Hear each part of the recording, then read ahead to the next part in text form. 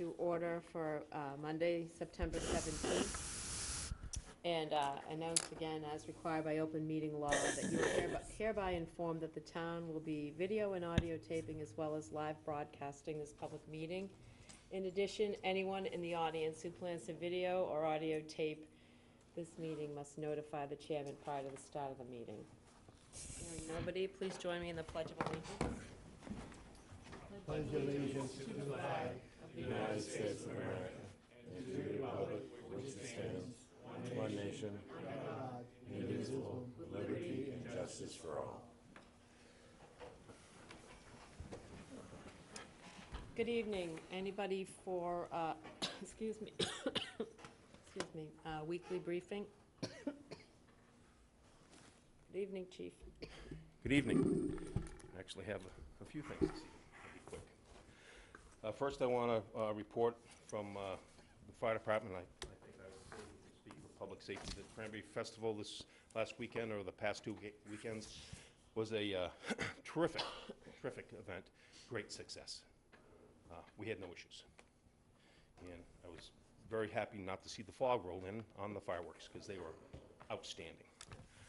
On 4:30 a.m. on Saturday morning, members of the Brownsville County Technical Rescue Team left to meet up with the Southeastern Mass Rescue Team to make one big team of 124 firefighters from the counties of Barnstable, Bristol, Dukes, Norfolk, and Plymouth to head to North Carolina.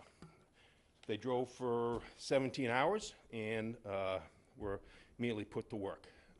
We are fortunate with technology today. The chiefs that have people there are notified daily, and we were notified this afternoon that that team has been deployed. They'll be deployed for 72 hours on their own. No contact, no support. They're on their own. They have a mission. So I'm very proud of them. From Harwich, we have firefighters Elliott, Ford, and Litwell. So very proud of that, because you never know. Someday we may need help from North Carolina, and I guarantee you they'll be here. Station 2, footings are going to wrap up this week, we hope. Walls will go in next week, and that's important because they can't set any of the underground stuff, electrical and plumbing, until those 4-foot walls are up. So we hope to see walls next week.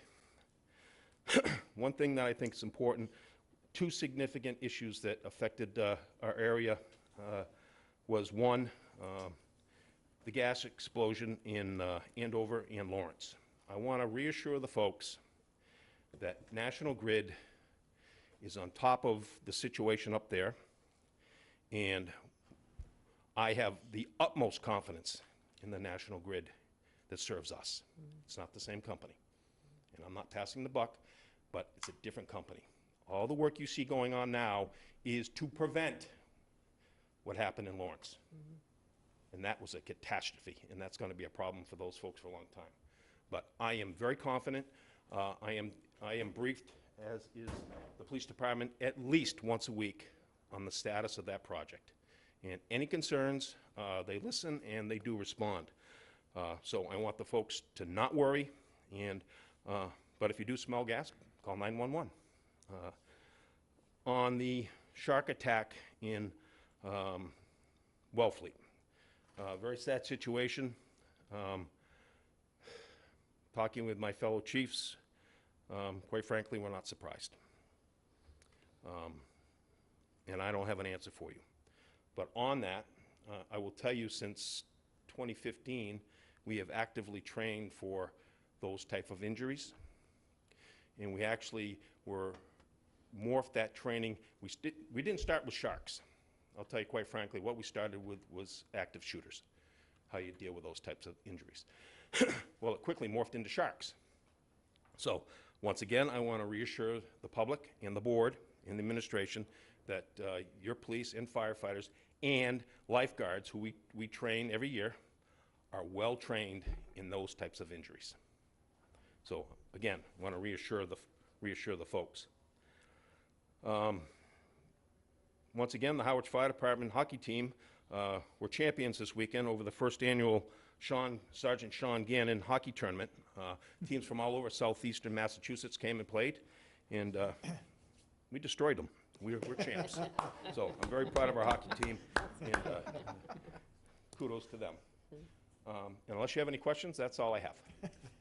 Does any board member have any questions? Thank you, Norm. I'd just like to say thank you, Norm, for the update and for our emergency services personnel going to North Carolina. That's a fantastic thing to do, and I'm glad we were able to help, so. I do have one more quick thing. On behalf of the police and fire department, I do want to let the board know and the public know that on Saturday morning, we are in fact having an active shooter drill. This is for operational readiness for police and fire. It is not open to the public.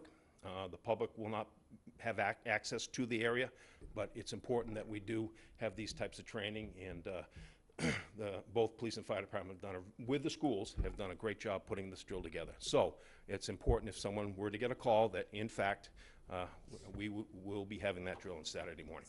Okay, thank you. Yeah, go ahead, Larry. Yeah, just location. Elementary school. Okay. Thank you, Norm. Okay. Anybody else? No? Okay, let's move on to public comment. Oh, did you? Well, yeah. You'll do it in public comments and announcements. Go ahead. Yeah. Well, Amy's up. All right, you can go ahead. You go ahead. Thank you. Amy Usowski, Conservation Agent. Just wanted to let people know that next Saturday, September 29th, is the International Coastal Cleanup. The town of Harwich has participated the last few years. If people are interested in coming out and helping clean our beaches, they can contact myself or Nikki in the Conservation Department here. They can also sign up online on the Harwich Conservation Trust website. It's going to just be for a couple hours in the morning, starting at 9 a.m. Again, September 29th. So hope to see some people out there. Thank you, Amy. Go ahead, Ed. Yeah. The chief mentioned that this weekend's Cranberry Festival went very well, and I think was a well-attended success. We had probably in recent years the largest number of craft vendors attending, with some 160. We had a wonderful music presentation on both Saturday and Sunday. We have the largest number of food trucks we've had. We've slowly, as the crowd's gotten bigger, try and recruit an additional food truck so the lines aren't too terribly long, and the trucks that show up don't get overwhelmed. But it was a wonderful occasion.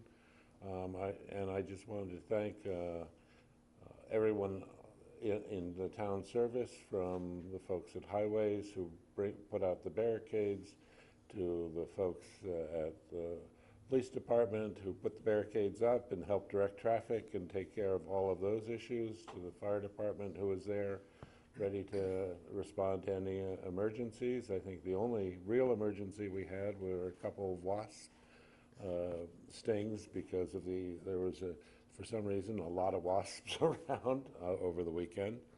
But I want to thank those guys, Carolyn Carey and her crew at the community center, keeping it open, provide restrooms and for the folks attending. It was wonderful. And then all of the committee volunteers.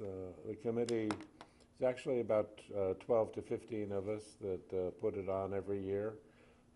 Principally Joanne Clancy, a former town employee, who's our treasurer and directs the craft and artist recruitment. Bob Weiser, who is our music producer and brings in the musical talent, and the rest of the crew just help out wherever it needs to be. This year, we've been in contact over the last couple of years with the high school, and we're pleased to have such a good response from both the Key Club at Monomoy Regional High School, as well as quite a number of the sports teams, boys and girls soccer, the cross-country team, field hockey, and the football team.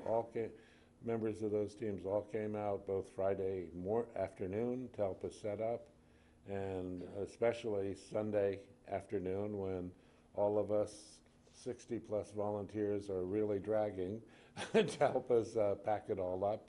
I think this year the fair officially closes at 4, and normally we'd be still packing up at about 8 o'clock. With 35 young people helping us, we were all done and gone by 5:30. It was just a wonderful response from the kids at the high school, and I want to thank them and their coaches and their faculty advisors on making that happen. So, that's all. Thank you, Ed, that's great. Is there anyone else for public comments and announcements? Okay, we'll move along to the consent agenda. Ed?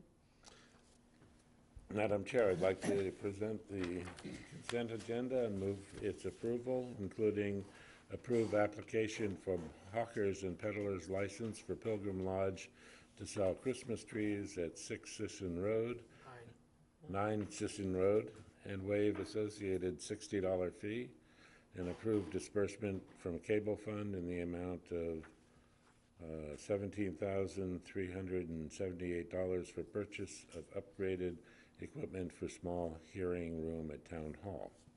Second. Moved and seconded. Michael? Just wondering why we're moving to approve disbursement of cable funds now, and then later we're moving to approve that contract. Why are we not doing it at once? Yeah, great question. The board has a policy where any disbursements from the cable fund have to be made by board vote.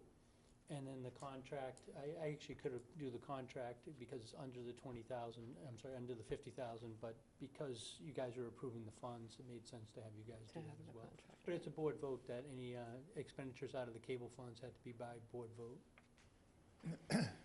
I have some questions on the contract, so I'm gonna have to vote no So on do you want to, Actually, I'll withdraw my second so that Michael can have that discussion. do we want to move that down with, yeah, think so why it's don't we just combine it? So, will you, Sure, that's fine. I'll make my motion only to approve item A. Second. moved and seconded, any further discussion? All in favor? Aye. Public hearings and presentations. Presentation wastewater support committee updates. Peter Hughes. Good evening, Peter. Good evening. Thank you, Madam Chair. Board. The Wastewater Support Committee's been meeting since January. We've been listening to property owners, realtors, financial institutions, and other interested parties. We are a conduit for information. We don't make decisions related to the topic of wastewater in the town of Harwich. We're the pipe, if you will, even though there's not one in the ground yet, but we are the pipe that things flow through. Typically, we've been meeting 2 mornings at 8:30 a.m. During the month, and 1 evening meeting, at least 1 evening meeting at 6 p.m. each month. So we're trying to make it so that folks can come see us, if you will. And all of our meetings are televised on Channel 18. My fellow committee members include Noreen Donahue, who's here tonight with me, Val Peter, Ann Howe, and our chairman, Sharon Flager. In response to many questions that we've fielded from the public, we recently completed 2 documents which are in your packet. One's a single sheet, which is called the 5 steps to hook up to the town sewer, and the homeowner's sewer connection guidebook. These documents are now posted on the town website. They've been out there for about a week now, and we're soliciting feedback prior to printing the documents. The intent is that for the October 3rd information meeting, which is planned, that we would have at least 100 copies of each of these available for the attendees. And I know Evan has volunteered to work with Noreen to make that happen. I will say that it's interesting, but despite the rumors and the conspiracy theories flying around on social media, I want to call your attention to page 2, the inside of the cover of the guidebook, which states, and I quote, "The Homeowner's Sewer Connection Guidebook was developed by the Town of Harwich Wastewater Support Committee with the support from the Water Wastewater Superintendent, the Health Director, and our Board of Selectmen liaison, which is Larry Ballantyne." We did not include CDM Smith. We did not include the town administrator. We did this working with the folks not so as not to be influenced by any of the design decisions that might be being made out there at this point in time. This is strictly to get people the information they need and to work them through the process of getting themselves connected. The development of these documents began back in May when Ann Howe started assembling materials and providing a first draft for consideration by the committee and interested parties. In August, we had a 4-hour editing session that was held with active participation by the health director and the water wastewater superintendent. We had a subsequent, about a week later, an additional 90-minute editing session with the same folks to get to the document where it's ready to be formatted and posted to the town website. And we thank Dan Pelletier and Noreen Donahue for working through the details and getting this document in its current form, and again, it's on the website. The double-sided 5 steps to hook up to the town sewer system is meant to be a glossy, finished document, which the property owners will likely stick on their refrigerator or bulletin board to work through the process. It's kind of like the cheat sheet, if you will. The homeowner sewer connection guidebook is approximately 30 pages, including a series of appendices. I think there are 13 of them, if I remember right. Yep. Meant to provide one-stop shopping for the property owners. And again, I'll just repeat, the only input to either of these documents from our engineering consultant, CDM Smith, amounted to existing graphics that are in the document. We didn't ask them to do anything else for us at this point in time. So we chose not to reinvent the wheel wherever existing materials were sufficient. Before I move on, I want to just recognize and give special recognition and appreciation to Megan Eldridge. Thank you very much. And Dan Pelletier, I don't think he's here tonight. They and their teams from the Health and Water Departments are working diligently to inform the public regarding the process of connecting to the sewer. For all 650 properties in the Phase 2 area, the Health Department has scanned all the septic records such that any homeowner can request and will be given or sent a PDF file of their existing records. The Accelid record system, which the town runs on, makes direct access very tortuous for someone outside who doesn't know how to get through the Acela system. I've tried it myself. It's a pain. However, a simple phone call, drop into the window on the 2nd floor, or an email will result in a rapid response. For the October 3rd information meeting, Megan assures me that she and her team will have computers and a printer at the session to assist property owners. And you probably advertise setting up a half an hour or so early so that people can do that. And if someone wants a copy electronically, I suggest they bring a stick with them. But they will be able to print it out as time permits. It's interesting that I recently received a voicemail from a property owner looking for wastewater information. It took me about 3 hours to get back to the property owner. I had the same problem you do, Larry, getting back on voicemail. When I returned the call and introduced myself, the homeowner said, and I quote, "Thanks so much for getting back to me.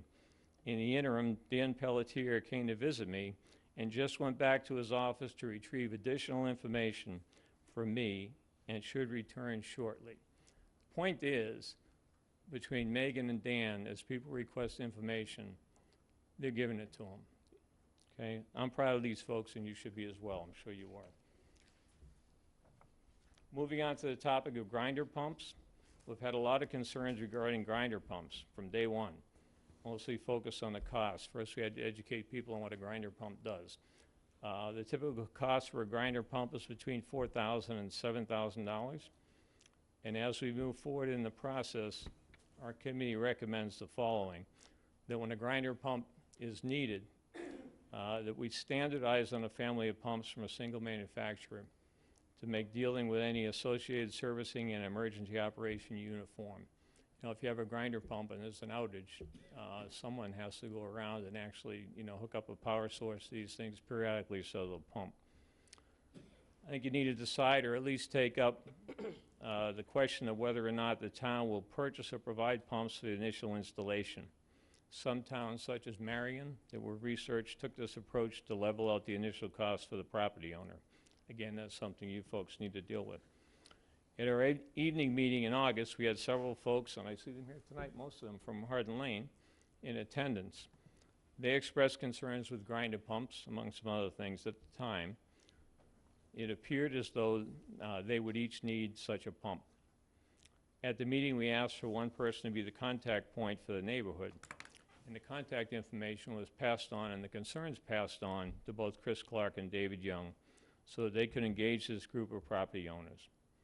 Now, it's interesting, it's my understanding, and I haven't seen any design plans yet, that in this case, a single town-owned gravity pump is now being considered or is in the plan to service all 6 of these properties so that they'll be working on gravity. David Young can confirm that, or he looks, he'll talk about that later. I think it's good news for all concerned if in fact that's the case.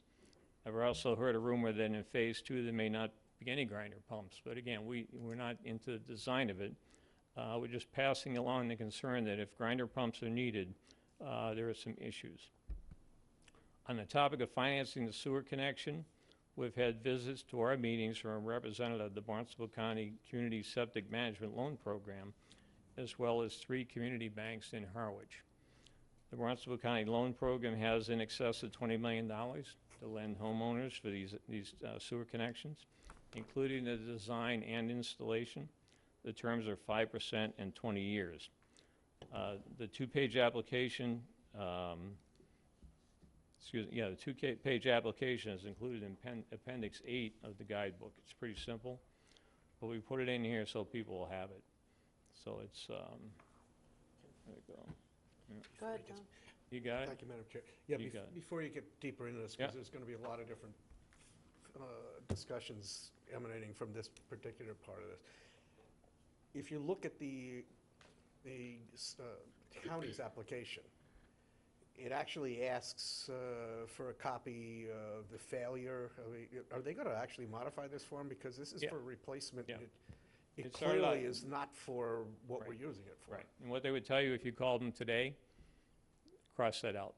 Don't answer it, is what they would tell you. Moreover, it troubles me because of this 99.9% figure that they threw around when they came in.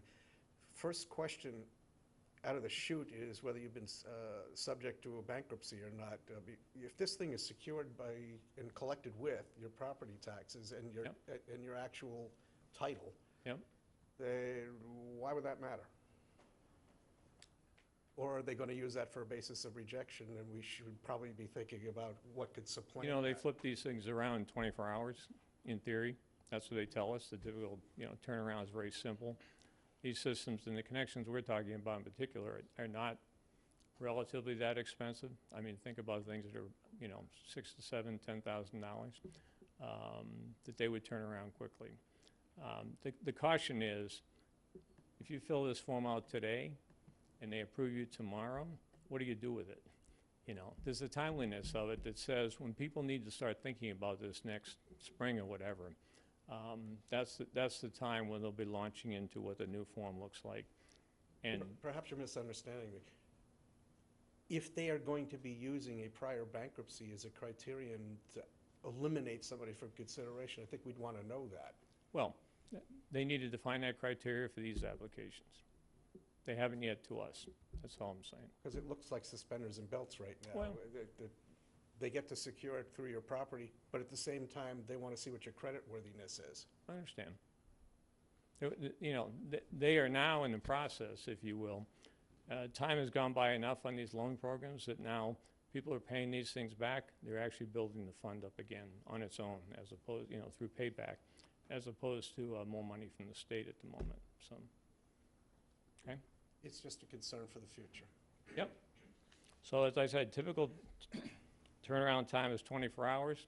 Again, if you filled that out today, you're going to waste their time and your time, because you're not going to use the money, Same with the banks. The banks are very interested in, home equity type loans and that type of thing. But as they said to us, it's too early. Thank you for making us aware of, the sewer connection issues, and we know it's coming, but what do you do with it? Okay, and again, we're not in the business of trying to promote one bank, one financial institution or another, or even for that matter, engineering firms or whatnot. That's all up to the marketplace to go figure that out, okay? We've also heard from some folks that they simply cannot afford to pay for the sewer connection. Kind of, stories that we've heard. I won't say a lot of them, but we've heard some people very passionately say they just can't do it. And Noreen Donahue has been developing or has developed a potential funding mechanism for those situations that she'd like to give you for consideration at this point in time. and then I'll come back up if you have any questions. All right? Thank you, Peter. Hello, Noreen, how are you? Good evening. Our committee, Wastewater Support, and other boards have had requests to explore plans for financial assistance to offset the costs of connecting to the new sewer system, particularly for lower-income individuals and families. In your packet, you can find a chart displaying a sample of one approach for providing assistance. This proposed method is modeled after our existing program for property tax exemptions, the senior exemption in particular. It expands on the tenets of that exemption to include a larger segment of the population. Proposed income limits would be higher to capture the workforce community, among others, and there would be no age limit. If the Board of Selectmen is interested in pursuing this approach, we would need legal advice as to what is permissible in this area. There are questions such as, with an affirmative town meeting and ballot vote, are we allowed to fund a program such as this? Would it require special legislation? Are there other existing state programs that might accomplish the same thing? What can council recommend to advance a program like this? Some details of the proposal are listed in your packet documents. I'll highlight just a few. Again, no age limit. Second, a plan should include non-resident taxpayers as well as residents, and it would be a one-time allotment. As to the determination of the income limits, there are a variety of income levels used for a myriad of government programs. Legal counsel may be able to guide us as to which income standards are permissible and appropriate for a program such as this. Household asset limits are another consideration, particularly in relation to non-resident taxpayers. As to the actual amount of the allotment, that's open to debate amongst the Board of Selectmen and the voters. I hope you will give some consideration to this suggestion and pass it on to legal counsel to vet. Finally, and most importantly, I hope the question to council would be framed not just as, is this legal, but as, how could the town best accomplish this plan? Thank you very much for your time, and I'll be happy to answer any questions. Thank you, Noreen. Questions from the board? I don't have any questions, Michael? I don't have any for Noreen, except for thank you, Noreen, for putting that together, and certainly we should take that up and get that to council. Let me, if I may, then let me comment on Noreen. Sure. Because the committee in general, Noreen particularly, is taking this on hand. Is we have, times they've been meeting, we keep getting questions about what can we do to help those people who really need the help. And you know, we have the county load program, but that's, so far that's been really the only idea that's come out there. So what Noreen has spent a lot of time is, and what she's suggesting is one possible approach to go forward. What we've promised people is that we'll be as creative as we can be to help them out. And so so Noreen's taking a lot of time to really put this forth as a beginning discussion point, and then it's up to us to go on and see where we can go with it. Maybe we'll come out with something else, but at least we'll have a great discussion going forward. Right. Sorry, Chris had. And just, Madam Chair, I want to make sure the board's aware that we have carefully looked at this already, and, you know, I think anything route we're going to take, certainly I need to explore with council. Most likely would be special legislation, but just to remind folks, beyond the county loan program that is available, we would have that same statutory authority to duplicate what they've done, but in their model, they actually get funding from SRF, which would be about 2 or 3%. And then they would have 2% surcharge that they put on top. And we would have that same requirement. If we were to borrow funds from SRF, it would be 2%, and then we'd have to have the 2% on top of that. So I applaud, Noreen has definitely been looking at this, and I think that we will have to look and see special legislation as a potential route, because the other vehicles that are used are under the Board of Assessors and are more income-based as well as elderly or age-based. And those two provisions, one we did expand this past town meeting to add the angel provision, so if someone doesn't qualify for a senior work-off, they can have somebody do that work for them, and that's about up to $1,500 that people would be eligible under that. And then under the provision that she has highlighted here on the senior exemption, that is another $1,500. So people can go as high as $3,000, and with the only proviso, if I have this right, that you can only have 10% of your tax bill be, 90% of your tax bill be waived, and you are obligated to 10%. But again, that's kind of, I always say Massachusetts, there's a statute or a regulation for everything, and this is just one area where it is pretty heavily regulated. If I could say to Chris's comments about the existing exemptions, my concern about that is that most people who would be eligible for those would already be receiving them. So if they're already receiving them and they're in phase 2 and now they have to pay $10,000 to hook up, they can't get a second senior exemption. So Right. it wouldn't work for them. Don, did you have a question? Yes, thank you, Madam Chair. This isn't necessarily for the wastewater committee, and it's not something we're going to be able to resolve tonight, but I do want to at least delineate where we are and where we're not, based on this brochure. I slogged through the Board of Health meeting. Larry, you look great on camera. From last week, they approved the language in a pamphlet, but from talking with Megan and Chris today, there has not been any approval of any regulation or process for hardship exemptions, and they're pointing back to the Selectmen's policy. I don't know of any other thing that we do where we direct another committee and how they do what they do, especially regulatory committees. So down the line, we are going to have a discussion about what they do have to adopt, because there hasn't been anything in public notices, there's been no advertisements, there's been no hearings, there's been no regulations promulgated. All of it comes back pointing towards us. So assuming we would like a process where what kind of paper do you need to put in, and when does it have to be, and what constitutes a hardship, and how long you could do that. I agree, a lot of work. Then the Board of Health has to actually consider doing that. Noreen? If I could just give a little note of explanation. This actually didn't go before the Wastewater Support Committee. It was kind of a hybrid. Larry and I have offside been working. This is the 4th plan that I've developed over the past 5, 6, or 7 years. So I was just putting it out. If it didn't come in this format, it would have been in public comment.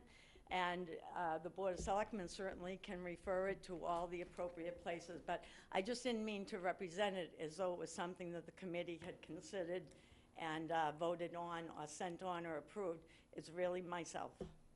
Thank you, Noreen. And through you, Madam Chair, actually, it's a terrific job. I'm not saying that it's not. What I am saying is we have to assess where we are and where we want to be, and we have not yet come up with those regulations. As Chris pointed out, there's plenty of time, and there is, but that has to happen, because we can't just have the Selectmen approve something and say, okay, we're telling the Board of Health you can get a relief under this, and in what manner, because we don't operate that way. Ed, did you have any questions? Well, the document, the guidebook that's been presented, what's the process of approval and releasing it? Are you expecting us to approve it, or who approves it, or? Well, we had discussions with our liaison, Larry, and asked that very question, and in his opinion, it was up to the committee to, it's a committee document. And so Okay. the thought process was that it's an information piece, and that, a guidebook, and that when the committee's comfortable with it and has solicited feedback, that we would issue it as a document. And that was my direction, because for one thing is timing's important. We need to get out there. We've had a lot of staff input from Megan and Dan and others, and we've taken pictures from you some of the CDM Smith material. And this is guidance. It's not regulatory in nature. We're not policy making. We're giving information out there. So I felt it was important to get going.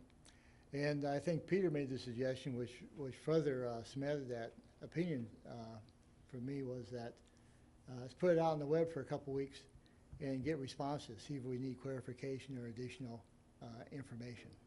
And so it's there. Thank you, Larry. So- Michael? Oh, sorry, did you have a No, go ahead. follow-up question? You can go. No, thanks. Well, so you would like comments from us tonight, or? Or send them to us by email, whatever you want to do, to Okay, comment on a okay. document, if you got changes to it, or things you want to consider adding in, or Okay. something you want to change. I mean, it's probably not productive unless it's a policy kind of thing, to go through edits here. I mean, we spent Yeah, unbelievable amount of time editing with a group, and it's very difficult, let me tell you, okay. as you can imagine. But if you got comments, certainly get them to our website, or you can send them to me directly, whatever you'd like. Okay. Well, I have just a few, but Michael, why don't you go ahead? Well, some of them are simple, like on the diagram on step 5, abandoning your existing septic system. Diagram shows a clean out, but it's a single direction clean out. You don't install bidirectional clean outs?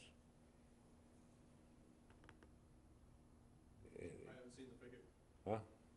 Well, it shows if the pipe coming down from the surface, hitting the sewer service, and the elbow, it's a Y, continues down to the sewer main, but there's no way to clean back up, which, every sewer installation I did as a builder in California, you always put in a bidirectional.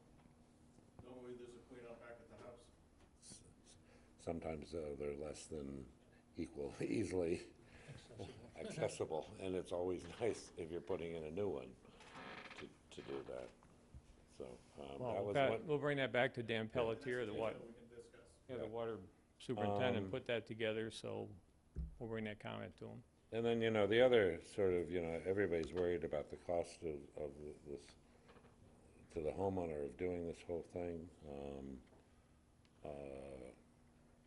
And one of the costs are in doing up your plan. And I understand that there is a conversation going on with Chatham, who sort of has set the controlling regulations for us. And the request to consider using a sanitarian rather than a professional engineer to do this plan. I know, again, in the state where I did some building, the plan was done by your plumber. Yeah, I understand that. My understanding is in Chatham, for them to change that, they actually have to go to town meeting. Okay. Whereas in our case, I don't think that's the case.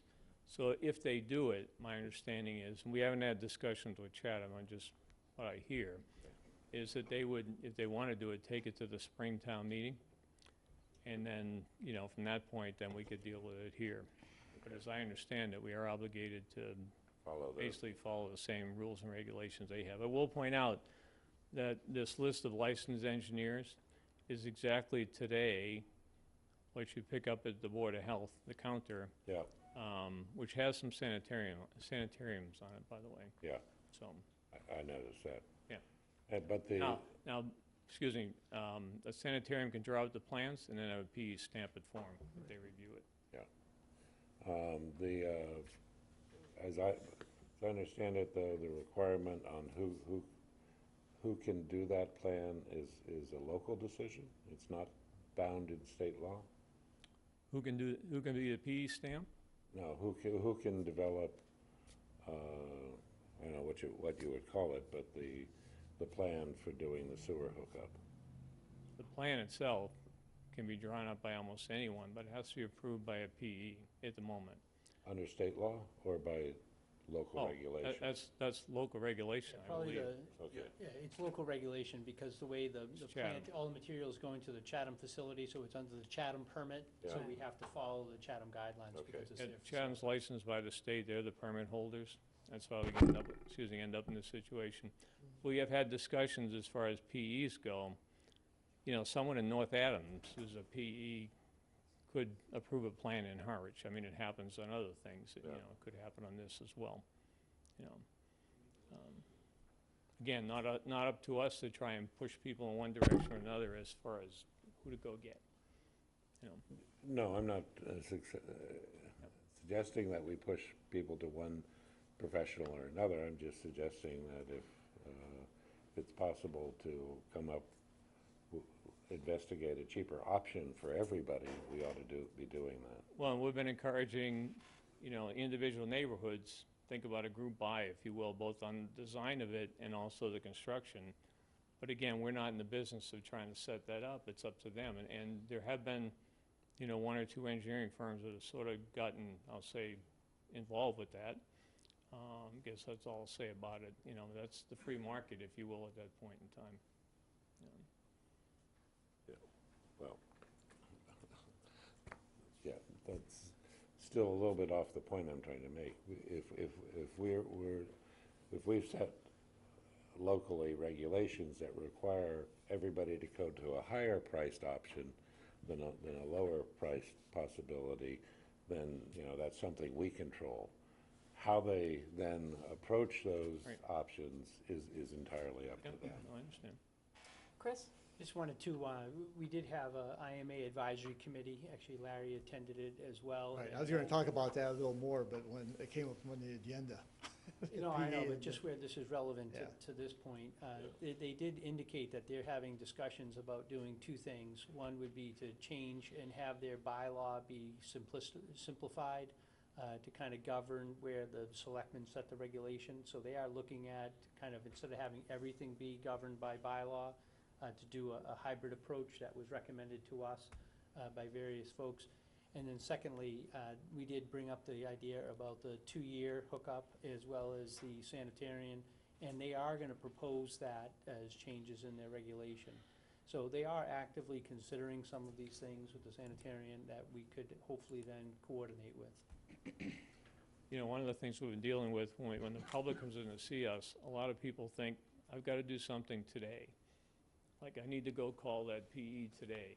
Well, until two things. One is they get their plans on what the existing septic is, and then knowing where they want to connect in the street or where the pipe is even, so the stub is, so that they can figure out where to connect.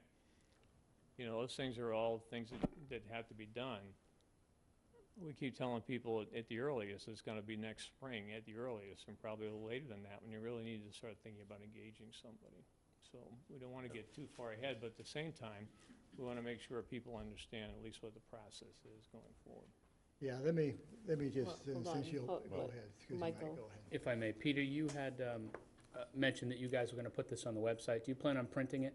It's on the website, Okay. and if you didn't catch it, once we get, by Friday of this week, we'll take whatever comments we have. Evan and Noreen are going to get together at that point, make the final edits, and then for the October 3rd meeting, the community center, we're going to have 100 sets of each. And that goes well, we would ultimately expect that, at least 750 copies will be made. Personally, I prefer if every homeowner out there got one, a set of these things. I guess that was my question. Do you need I mean, money? that'd be the intent. So I guess the question is, are we providing them with money so that they can get this printed? Is there money in the budget? We'll do it out of our budget. Okay. So 2 times, Peter, in your presentation, you mentioned, I heard a rumor. So I guess my question to that is, are you getting information flow from CDM Smith or enough information? Are we missing something? Is there not enough coming back to the committee? No. We're letting them do their design work, Mhm. okay? And quite frankly, the question of grinder pumps, they know it's an issue. I mean, they know we all know it's an issue, right? And so we have not asked for, give us a specific solution, because they're not ready yet. I mean, they're not ready to lay out the plans even to us, let alone the general public. Hopefully on October 3rd, it'll be, I'm not putting words in their mouths, maybe the big reveal as to what this thing is starting to look like. Okay. That's all. We're actively not trying also at the same time to go to, say, David Young and say, do this, do that for us, because they're not under contract to us. So now, having said that, he has been to some of our meetings. He's invited to some of our meetings, just like Chris. Everybody's invited to our meetings, but we have specific topics at certain points in time to talk about, so. Chris? And just, Madam Chair, on the October 3rd meeting, I want to be clear, because I kind of started this ball down the road. And I went out to Sugar Hill and met in a residence home. There was probably about 30 to 40 people there. And they had indicated, several of them had indicated to me that there was a lot of disinformation out there, not even by town officials, but more by just other parties that may have an interest. And I said, well, I'm more than happy to come out. I probably shouldn't have said that, because they invited me immediately to come out. Again, it was myself, Evan, and Mike Judici from CDM that did the presentation. So we thought, instead of going out to do numerous one-offs with the individual neighborhoods, maybe we can just get them together and have people come in, get the information disseminated, and kind of get more people to answer the questions, because they're all having similar related questions. So really, October 3rd, the idea behind that is just to be able to provide some information and to answer questions that people may have, contrary to kind of what they're hearing from private sector solutions that may be out there.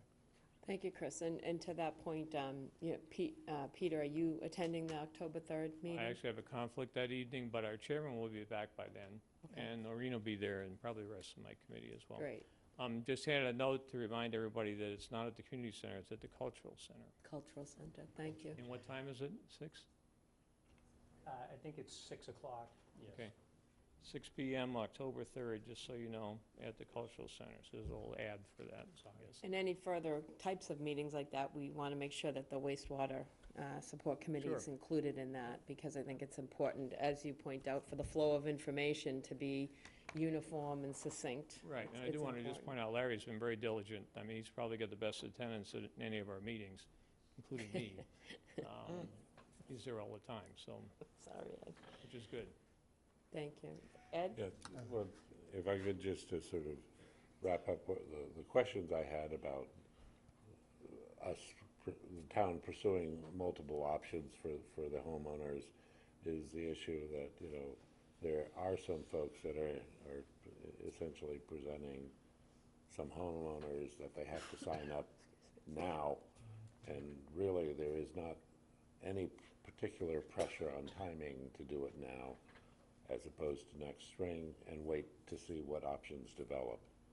If I was one of the 650 homeowners, I would take the time to go visit with Megan or her people, Yeah. understand where my plan is, because, you know, for some of us, it's easy to go down in your basement and figure out, oh, there's the pipe, I know where my, you know, Yeah. I had somebody there pumping it out last year, whatever.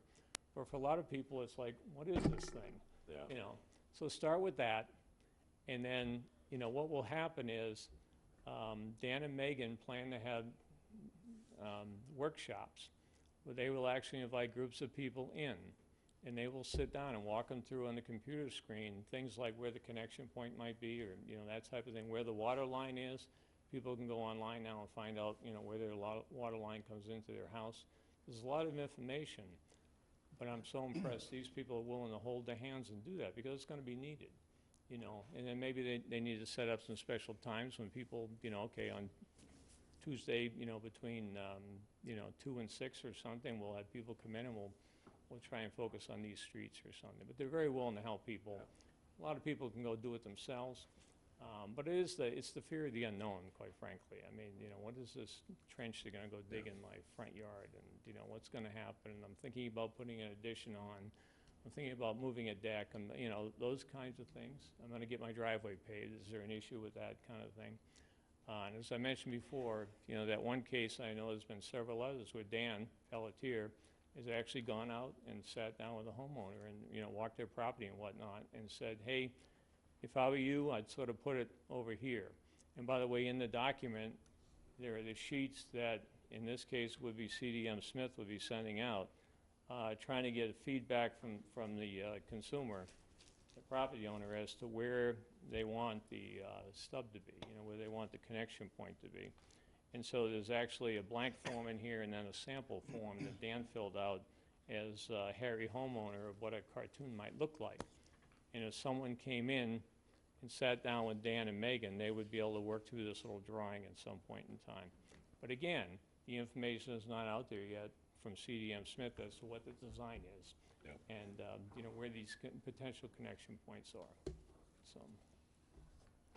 Are you all set? Yeah. Larry? Yeah, I think my concern has been, and Peter's done a great job, but from my perspective, we've had some miscommunications that's caused me, at least me personally, some difficulties. One is, and unfortunately I'll pick it on the Sugar Hill meeting, because the feedback I got back from that right away was that I had misinformed my neighborhood at a meeting a couple days beforehand when I said that PE was required.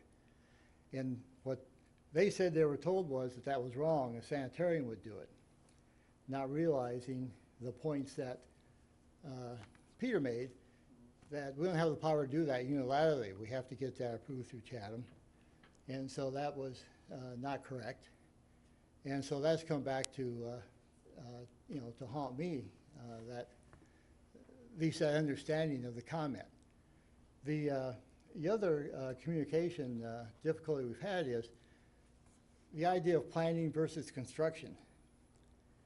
In fact, Ed, to your comment, the people that have been pressing me to know about the plans haven't come from any town or public firm. It's come from the neighbors wanting to know, when can they start planning, because they're worried about, my next door neighbor wants to put in irrigation. I got a couple people that worry about decks. They want to know when they can start to plan doing that. And so there's been, I know we made some statements early on, don't worry about anything, because you got, another 2 years or a year and a half, whatever it is, before you have to think about it. And they didn't take that as being a correct statement, that they need to know now of what they're doing. So we need to get our communication straight going forward, and that's what we're working on. I mean, that's one of the reasons I proposed a communication coordinator.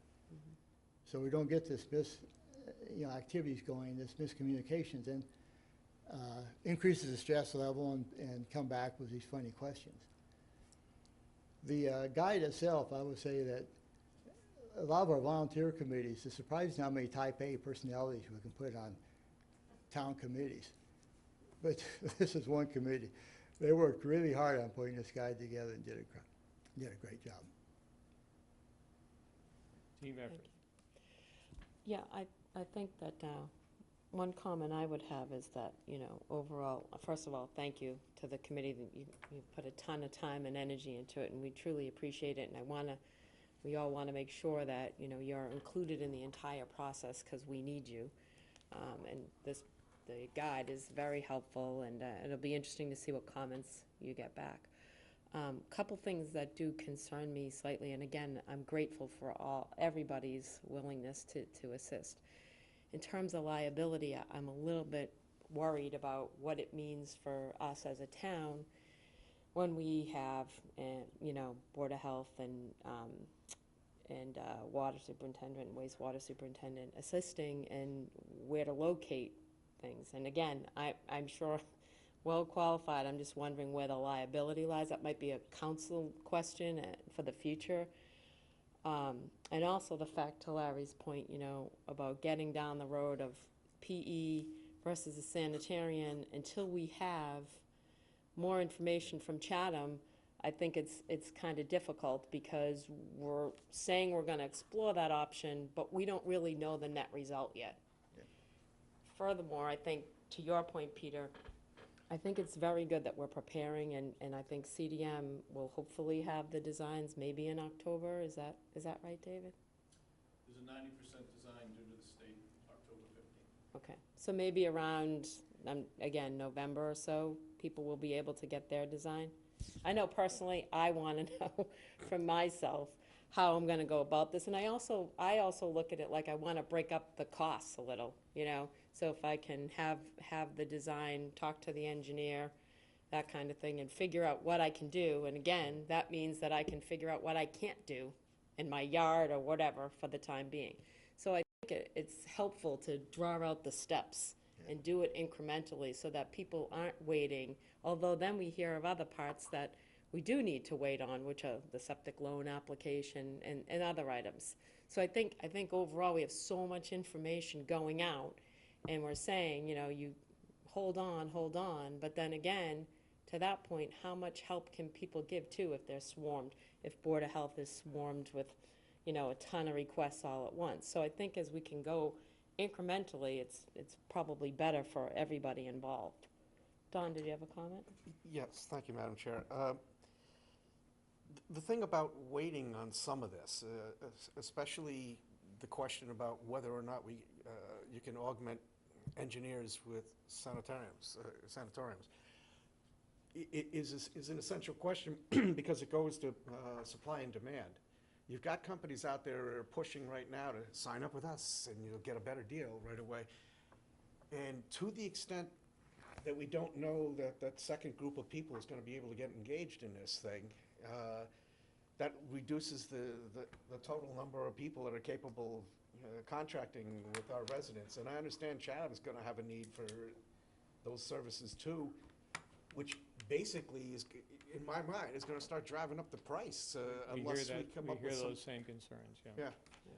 So we'd probably want that answer sooner rather Well, than later if we could get that answer. You know what I think helps a little bit, and that is, once the design is done, and we go out to bid, and if I understand it right, there'll be two bids, you know, two different, maybe one company getting both, but I mean, there'll be at least a chance for two bids. When those bids come back in, I'm assuming there'll be a project schedule requirement that starts talking about, okay, here's the tie-in to Chatham, the actual, pump station and all that stuff. And here's the schedule and what, these streets are gonna be done. Now, nothing's perfect because we all know if you follow the gas line that's been installed, it's, the schedule's sort of all over the place. But it will give people an idea and they will know whether they're at the end of this thing or they're the first one to be hooked up. And we keep telling people, look at that date for first flow to Chatham. You guys know what it is? I wanna Yes, say it's a year from that now, basically. What? No, it's 21. 21. 2021. June of 21. Think about that, 2.5 years from now, Mhm. before the first stuff can flow to Chatham, okay? I can almost assure you, in most installations, they're gonna put this pipe in a day. And if it's longer than that, you're paying a fortune. I understand all the supply and demand stuff and that kind of thing, but you've got time. The trouble is, people are thirsting for knowledge. They want to know. And so one of the best things we can do with our communication person is make sure that a comprehensive schedule is put together so people have a real expectation as to when they need to get things done. And if you plan it properly, and let's say we go to the requirement that sanitariums can do this, I think there'll be enough people around to do it. But you're right, it could be if there's so much demand, the price starts going up. I mean, that's just a natural thing to start happening. The And reason I don't know if the brought that folks up- running around now is saying, well, sign up with me today because I'll keep the price for 3 years. I have no idea. And that's the reason I brought this up, because that is happening. I mean, there's some sort of artificial herd mentality that's being created by the engineers that are doing that, say, you really should think about signing up right away, and we don't even know what the total number of eligible people to do those hookups is going to wind up being. Right. Right. Well, one thing for sure, if a PE runs around today and says, I can do it for you, we know they can do it legally, because they're a PE, right? I mean, you're not gonna make those requirements more stringent, like they have to be a double PE or something, right? So if someone does that now, I guess they can sign up people, whereas the sanitarium's in doubt because it isn't official yet that they could do it, or legal yet. And that's my point. It's tough to know what you could get as a price until you know who's going to be able to do it. Well, I think to that point too, is though, I know Larry and I have talked about the fact that we've had presentations in our neighborhood and again, in the best way forward for our neighborhood would be to have those discussions now as who wants to go into a group to get a better price, and then look into who you were gonna use, for an excavator and those kinds of things to save money. That does require planning.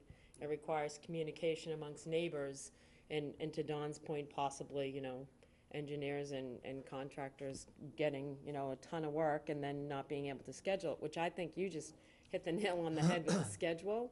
That is gonna be incredibly important for us to know the streets. We're gonna need to know about detours, we're gonna need to know about details, all of these things, and that's a critical piece of information we need sooner rather than later. I encourage any of those neighborhood groups, if, let's say, a PE firm comes and visits and makes a nice presentation, you don't just say, okay, I'm signing up with Fred Jones, that you get at least one or two people in your neighborhood to take the lead and go out and get 3 or 4 quotes. I mean, these Yeah, people in the business are used to quoting this kind of Right. stuff. Yep, to that point, again, our personal example was that we had success a few years ago. A few of my neighbors wanted to get the tree sprayed for whoever are eating trees. And so they took on that responsibility and contacted a bunch of, people who do that stuff, and found out that they came back and said if they had a number of people doing it, they could get a discount on the spraying and they could get it organized. So that was the concept that went forward then on this idea. So some of my neighbors went out and started contacting people around town to see if would come talk to the neighborhood about could they give a discount if they got multiple people lined up. So that's the genesis of that procedure. It had nothing with, it was initiated by the neighborhood actually rather than the other way around to try to get a discount on the plan. There wasn't any nefarious idea in that. It was, we had one positive experience, so they wanted to turn it into another positive. And in both instances, it was made very clear that no one had to sign up, didn't want to. It was just looking out for that, so. Yeah, the other thing is when the pipe goes down your street, it doesn't go in that quickly. It's not like the whole street gets done in 20 minutes. It takes some time. Yeah. Ed? Yeah, and, I understand, what you were talking about, your neighborhood, but this is one of the rare issues that I've actually gotten phone calls from the public on. I rarely, if ever, have gotten phone calls over it, and it was from a group of people that were basically felt they were being pressured to actually sign up by last Friday, or somehow they weren't going to be in compliance. And, and I just want to make sure people understand, you have lots of time, Well, maybe at the 23rd meeting, or excuse me, at the October 3rd meeting, one of the high points should be first slow date and what the schedule really is, and, that type of thing. I mean, if someone called you up and said, hey, I'm an engineer, you need to sign up soon, people tend to listen to that, unfortunately, So, as much as we try, I can tell you, sometimes we're the only ones that are meeting, sometimes we get, up to 12 people coming in, that type of thing. The folks from Hardin Lane, there was, 8 or 10 of them at the meeting we had in August. And those are really good sessions, because then you can go back and forth and better understand their concerns and then pass them on to the appropriate parties, if you will. So, no good answer, but we just got to keep trying. And Chris, in terms of looking at the grinder pumps versus the pump stations, et cetera, you'll have that better figured out with CDM's design overall, where you'll need grinder pumps and where you'll need pumps, so that we hopefully won't have to have grinder Yeah, pumps? just to be clear, that there will be pump stations that the town will have to install. Right now, there's 6 located, and due to the efforts of CDM, they have dropped the pipe, the main in the street. So from a sill elevation, which is basically just the top of the foundation, that we should get the vast majority of it should be able to be fed by gravity. There are going to be some circumstances in which a house is going to have a bathroom that is fed by gravity in the basement that doesn't meet that sill elevation. I think what the board has said in the past is that if there was a neighborhood that, in lieu of doing a town-owned pump station, let's say a pump station was going to be $200,000 and there was only 4 homes on it, it may be more cost-effective for the town to actually buy for those 4 homeowners the E1 pump stations and put those in. So I think the way the verbiage is, I think even in here we had some similar verbiage to that, that would be considered. So a homeowner that does have their house below the elevation of the pipe in the street, there should be rare exceptions to that, or that have a bathroom in the basement that they don't already pump up to get into the septic, that they are gonna have to consider how they're gonna pump up in order to do that. They'll have those options in their basement themselves with what they wanna do, or they would have the E1 is just the name of one of the companies that happens to provide this type of technology. So it will be up kind of the homeowner's decision.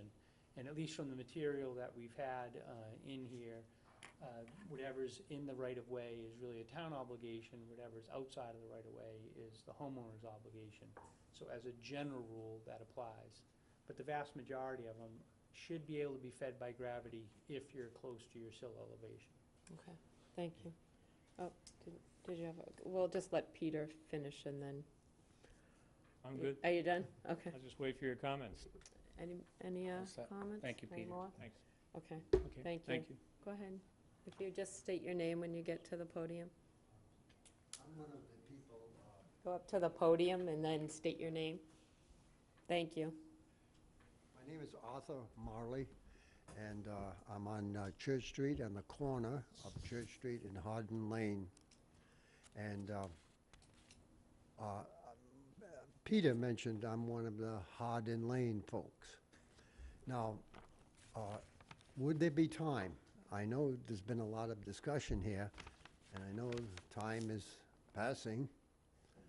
Would there be time for one of our Hardin Lane people to present to you, make a few comments about the pressure system that we've been designated to have? Would there be time? We have, this is a heavy agenda tonight, but if it's a brief comment, sure. Yeah, well, it's going to take them 3 or 4 minutes. That's fine. Okay. I would like to say that on Phase 2, Hardin Lane is the only street that has this pressure sewer. Pressure sewer is to be distinguished between a forced main. Forced main is on the main sewer. We're the only street, and there's actually 6 people who could take advantage if it were done right, that has this pressure sewage. And there are a lot of problems with this pressure sewage. The town of Chelmsford, after 7 years, had complaints all over the place about their pressure. The people actually formed a, they called it the Fair Sewer Alliance. That's how bad it was. Very expensive to put in, and it isn't just that initial cost. There's many other things. There's more energy involved, much higher maintenance on these grinder setups. The grinder itself is very expensive, more than all the other kind of pumps. So it's an increased capital outlay, and the outlay, experts estimate that 70 to 90% of the on-lot cost comes from installing this, for the homeowner to install this. The town just runs a 1.5-inch pipe down the road and then says, you take it. Now, besides that, there's issues of many more mechanical components that need maintenance and that could fail. You need also a generator, a backup generator, if the power went out. If one little pinhole on the pressure pipe was broached and there was a little pinhole, your pumps would be running all day long, all right? And there'd be leakage. And so there's a lot of issues on this, and here's my final feeling on it. There are 6 houses, if it were done right. That means if 2 pipes went down the road, down Hardin Lane, 1 pipe gravity feeding, you know, the houses, and then if there were a pump station at the bottom, pumping it up to the main sewer, that would be the best, and it would be a cost savings for the town, because Phase 2 has only this one street. The other 2 phases on the map, I think that maybe, it's hard to read that map, the orange and red, but it looks like there's only 4, or maybe 5, I don't know. 4 or 5 little sections, little teeny sections that are using the pressure pump. And for the town to do it properly, because it's fair. It's not fair for us to take all this burden. And the forever maintenance. And these grinder pumps break down quicker, and they lose their life expectancy quicker than regular pumps. To put that whole burden on us, and we're paying the same taxes everybody else is, and we're probably losing some property value too. That's another issue. It's not fair. And it isn't going to cost the town that much, all right? It isn't that like you got 500 people on pressure, but you maybe have 30, 40 houses, 35 houses at the most on the whole, all the phases, right? Not just phase 2. It just doesn't seem fair, and that's my feeling. Okay, I know you got a lot of stuff on your agenda. I really feel for you. But could Peter, who's an architect and also lives on Hardin Lane, could he just speak for a few minutes? Sure, if Peter wants to. Okay, and I appreciate that. Thank you. You're welcome. Okay? Because I know you've got a big agenda. I read your agenda. Yeah. Okay.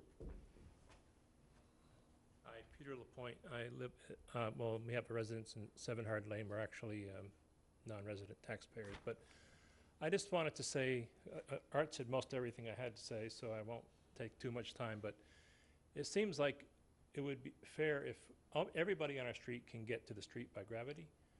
But because of the terrain of the street, our one little street is being considered for a low-pressure sewer. With a simple easement and right-of-way, we could actually get into Sugar Hill by maybe 100, 150 feet. But it seems like, if at all possible, the town should endeavor to have everyone who could hook up by gravity be able to hook up by gravity, and it would just be a better system for everybody involved. And I don't know, because the design is ongoing, when the citizens have a chance to look at the design, make comments, and have feedback, because that's a critical component. Because, you know, now we see the design and we're feeling the ramifications of it.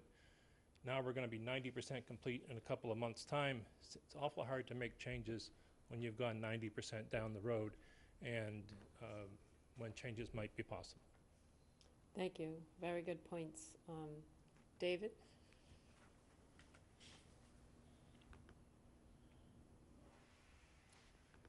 Good evening, David Young with CDM Smith. It's nice to see so much energy about connecting to the sewer system here in Harwich. Just to clarify a couple of things, as we've discussed with the board and other town representatives earlier, you know, the design is ongoing. It's been ongoing for the past year. We had done a conceptual plan, which is what most people are looking at, and at that time there were more than one street that was conceptually conceived to be pressure sewers. Now that we have final survey, we have sill elevations of all the homes, we're out there, we've done about 40% of the borings, so we have soil profiles, groundwater elevations. We're looking to try to implement what the policy was that the board put back to us of try to minimize pressure sewers. So we've already eliminated it on 2 of the larger streets and gone gravity with a little bit deeper pipe, but in the long term, that's the best solution. And we're now looking at Hardin Lane. There's 6 homeowners there. It all runs downhill to a low area, so initially the concept was to put pressure sewers there and pump back up into Church Street. But now we're evaluating, seeing if we can get a larger environmental 1 type system that can take 6 homes. We're looking at the option of connecting into Sugar Hill, but we didn't want to get into putting in a full-size pumping station in just for 6 homes either. So we're doing the cost-effective analysis. We're looking at what the options are. Therefore, the hesitancy of always releasing plans as being requested right now. You know, we've sent progress prints to the town. There are hard copies here. I think some are online. Megan and Dan, the administration's office has them. So we don't want to keep issuing plans, because then the designers will come out for an individual and say, well, that's what it shows there, when down the road, when it actually goes to bid next spring, it may change. And then at that point, you know, well, which plan did I get? So yes, we're doing a submittal to the DEP for the SRF loan, State Revolving Fund loan, in October, mid-October. But there'll still be a lot of work ongoing beyond that point and when we actually bid next February, March. So that's really the time frame when people could start to look at plans. In terms of schedule, we won't know the schedule of what neighborhood will be targeted first or last until you actually have contractors awarded. And then they will provide schedules to us to evaluate, and we'll be able to then go out and meet with the neighborhoods and give that information, have a much better idea what streets will be done in what sequence. So that's really the time frame that we're talking about. And lastly, you know, our resident engineer who would be out there on site would be meeting with the property owners, confirming where the stub connection would be to their property, just to verify that they understand everything, where they are in the process. So that would be taking place next spring as well. So hopefully that helps clarify some of the schedule. Just lastly, often what happens in projects like this too, you know, I heard the discussion of trying to get a group together, get a contractor online. Often the contractor who was awarded by the town to put the pipe in the street and do the right-of-way work, they will be out there talking to those same neighborhoods of, hey, I'm coming down the street, and the sequence is they put the pipe down the middle, and then they come back and they have a crew that connects from the pipe in the street over to the property line where the stubs will be located. But they also have crews that can come back and say, all right, we'll do this whole neighborhood and give you one good price if everybody wants to sign up. We'll come back and do that outside the town's contract. Because they're already here on site. So they already have low overhead, they've mobilized, and on and on. So it's good to see the excitement, but we need to set the expectations, and we're on the schedule that we've been using since we had the first community meeting on this. So hopefully that helps. Thank you, David. Any further questions? Okay, so we'll move along to, Madam Chair? yes? I notice we have a lot of items of new business, and then we get into old business, one of which is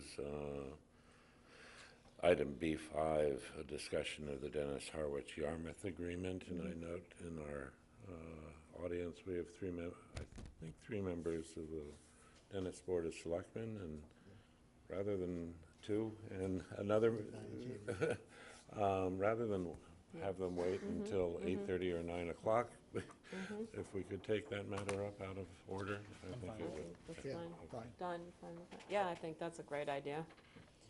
Do you want to come up to? We're going to take up item B5, Dennis Harwich Yarmouth Agreement, which John has some John, comments. you were going to. Present? The Dennis Harwich.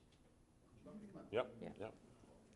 Paul, you want to join? I'll quickly say our piece. Okay.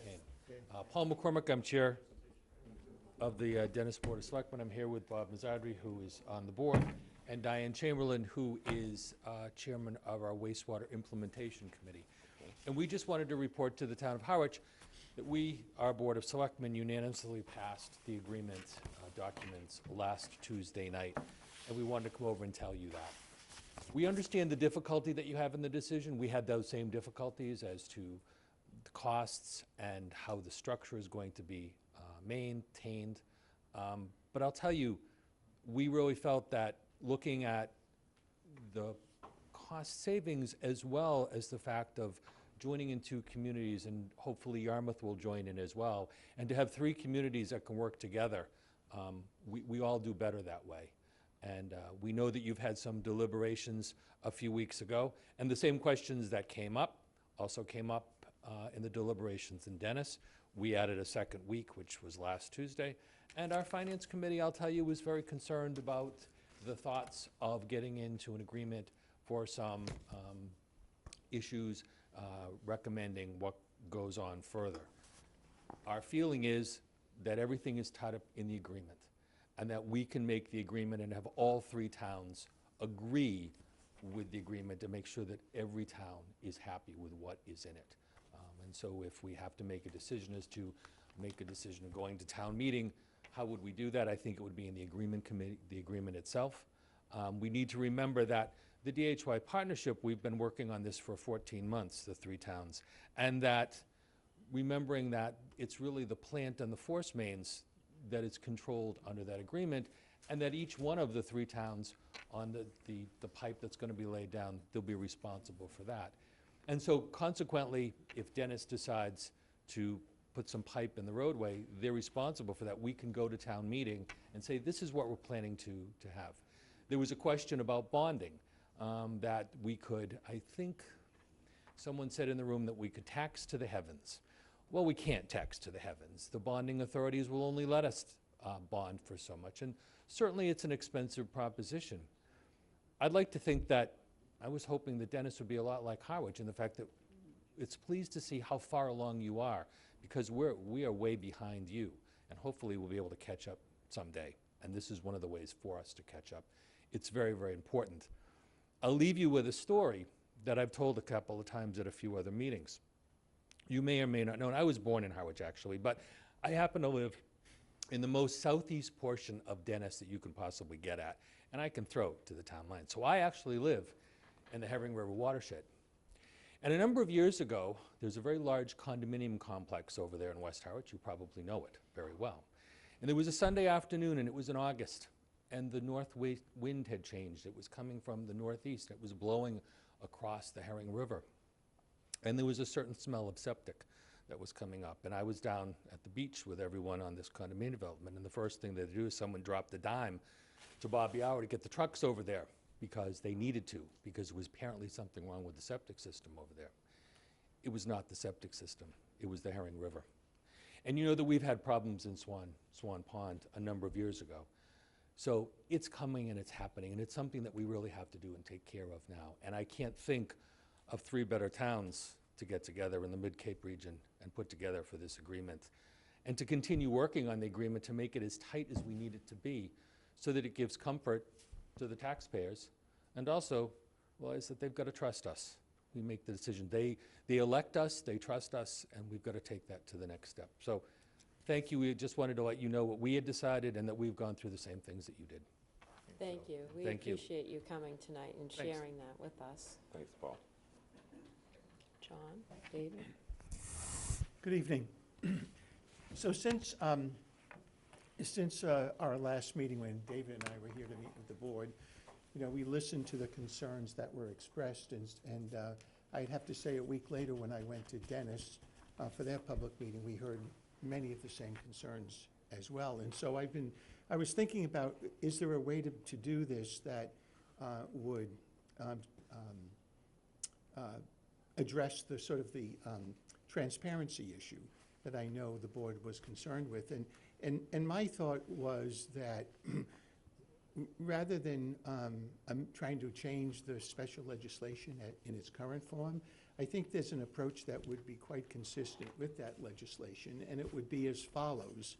As you know, the 3 towns, once the legislation passes, have to come to an agreement that each town is happy with, and assuming the boards of selectmen are on board and they sign that agreement, then it has to go to town meeting for approval.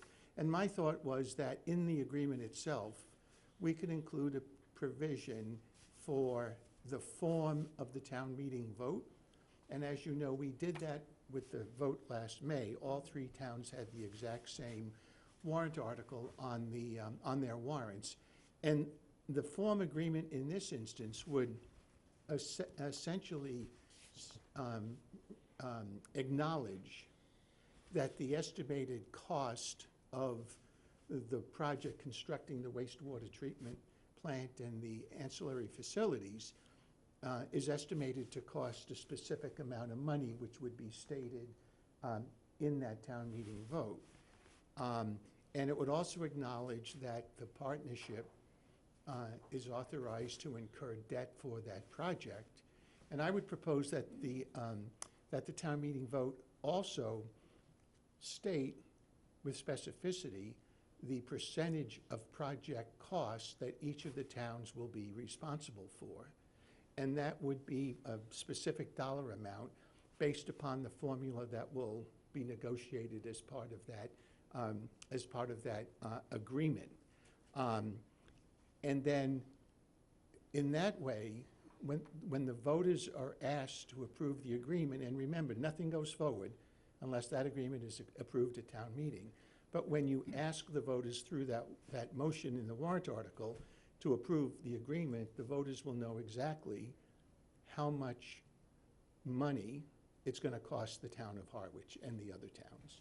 And then if there are any specific issues concerning the way to pay for that, whether to use an enterprise fund, whether to assess betterments, whatever it might be, then each individual town can address that in a separate town meeting vote, as appropriate. So that was my thought about one way you may want to think about going that would give the most transparency to the voters.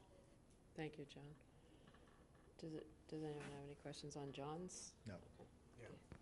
Oh, okay, go ahead, Don. Perhaps I didn't make myself clear. It's not about transparency, at least for me. It's about creating a separate and distinct, and the legislation does that, a separate and distinct entity that transcends the towns. Section 2 talks to the powers, duties, and liabilities of the partnership, which is what we called it to our town meeting, a partnership. In all in transparency's sake, I reached out to Paul. I spoke with him. I spoke with Mark Forrest in Yarmouth. I spoke with the Chatham Selectmen too, just to see if I was missing something here. And the way we're approaching this is somewhat different, but the legislation is the legislation. What you do to confine it afterwards is a whole different story, but it does come out to say in that section that the partnership shall be vested in and exercised by a commission organized in accordance with this section. Further says at the end, provided that in applying said sections to said treasurer, the word district shall be substituted for town and district commission shall be substituted for selectmen. I got an 11-year-old sitting in my house, and what I'm concerned about is that this is not a host agreement and an intermunicipal agreement with that host. It is not a partnership. We're creating a corporation in essence. We're creating another entity that once that town meeting gets done with it, they are essentially voting to not vote again, because that's what's going to happen. The commissioners will be doing what they do for the wastewater commission, and that will be absent input from the town meeting. It's not going to operate like a district for a regional school. There will be, as a matter of fact, there's provisions still in the legislation that calls for what happens if money is not appropriated at town meeting. And the treasurer of the state could sue us to recover monies that we didn't appropriate. Moreover, it's exempt from Prop 2.5, so for those, we've chosen to do this differently, and I think everybody should understand that, because in talking to Yarmouth, they have an expectation that you hook up, you pay. It's your system, so that's what you're gonna have to worry about. We have chosen to make the townspeople set up the pipes, and only the hookups are the responsibility of the individual people that hook up. So ours is like compound interest. We're borrowing money on bonds, and we're gonna have 1/3 of the town operating with a water wastewater department, and 2/3 of the town subject to this new thing, this commission. We're the only town that's gonna have that happen to them in this 3-town agreement. We are borrowing money incrementally. We're winding up compounding that because these phases with Chatham are going to be added to those phases with Dennis, except that there's going to be no public input in this, and all of the taxpayers are going to take on the basic cost of the borrowings.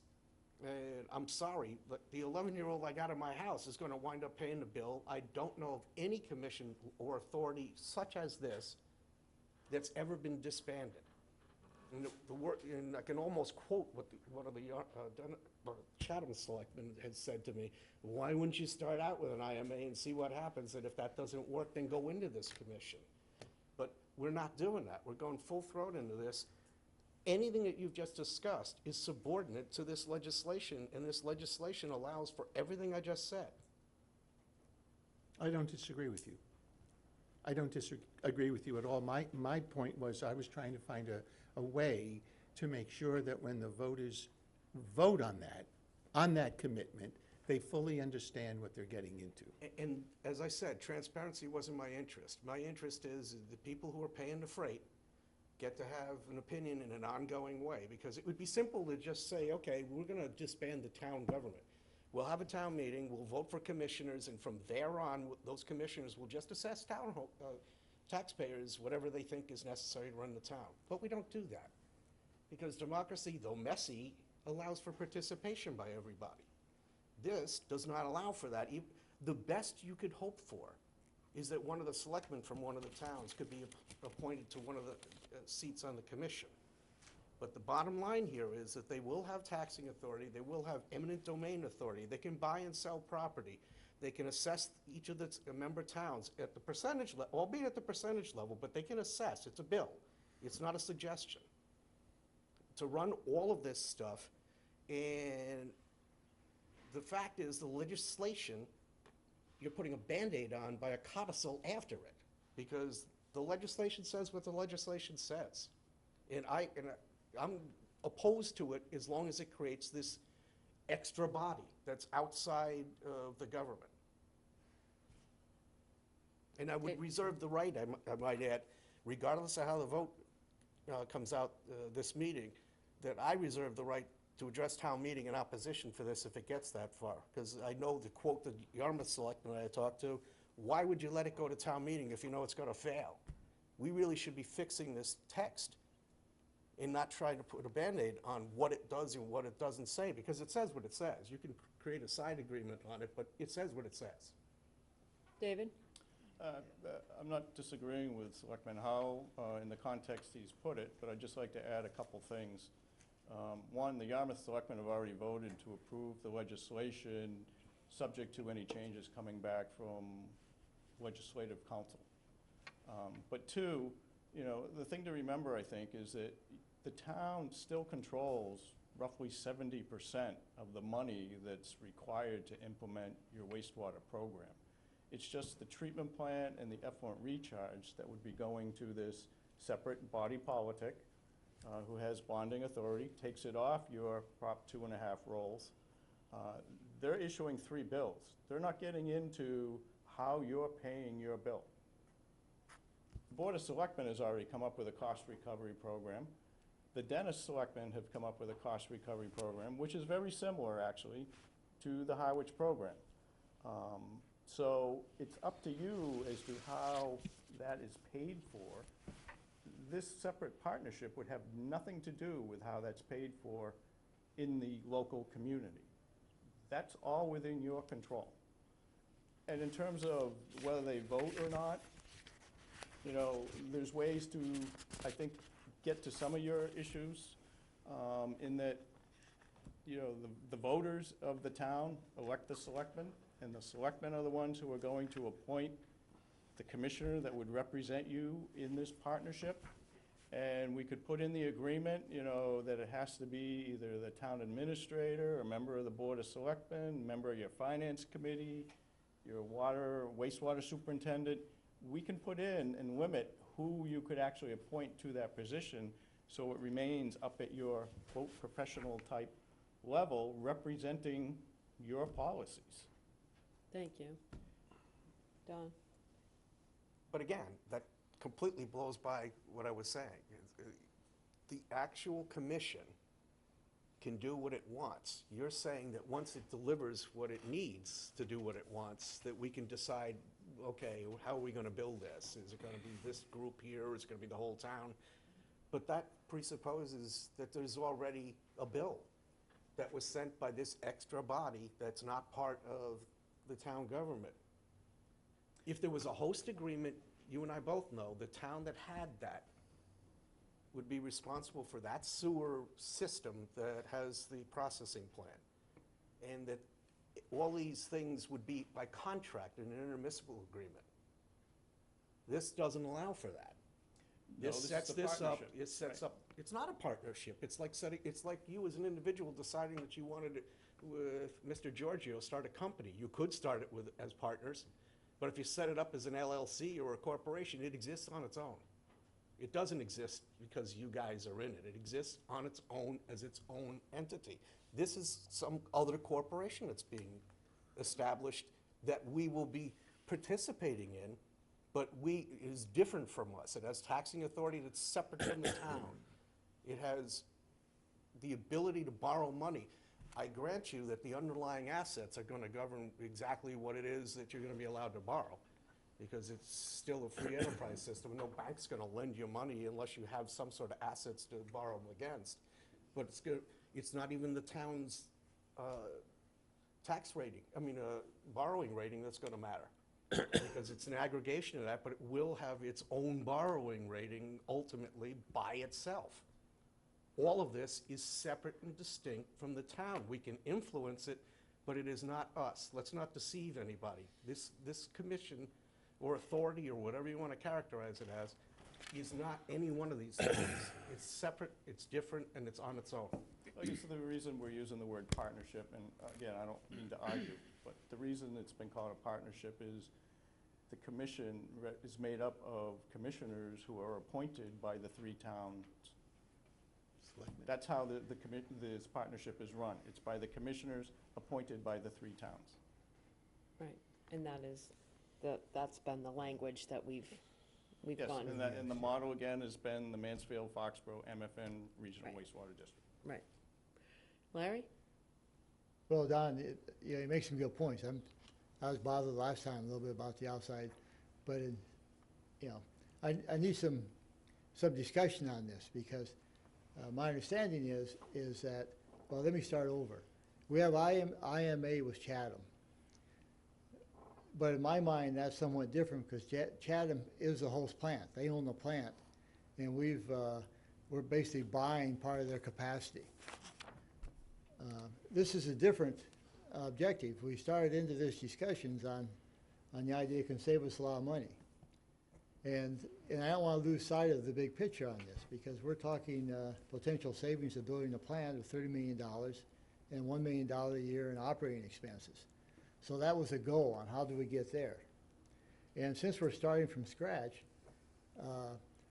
my understanding is, and was maybe clarified is, the best way of doing that was a spatial legislation to get a body going forward. Because it's not a host. You're sort of inferring that we could possibly talk Dennis into building a plant and we could buy capacity. I don't ask him to make that decision right now. But, that would get us out of that, and we have just a simpler IMA. But I'm not sure that's possible. So this came back, and we modeled it after the Mansfield, and what was the other town? Mansfield, Norton.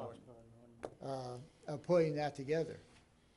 And even though I also questioned, them raising money on their own, it's come back to me that it's hard to get people to loan money to a non-entity, if you will. It'd be controlled by 3 different towns. So you need to have an entity for a bank to loan you money.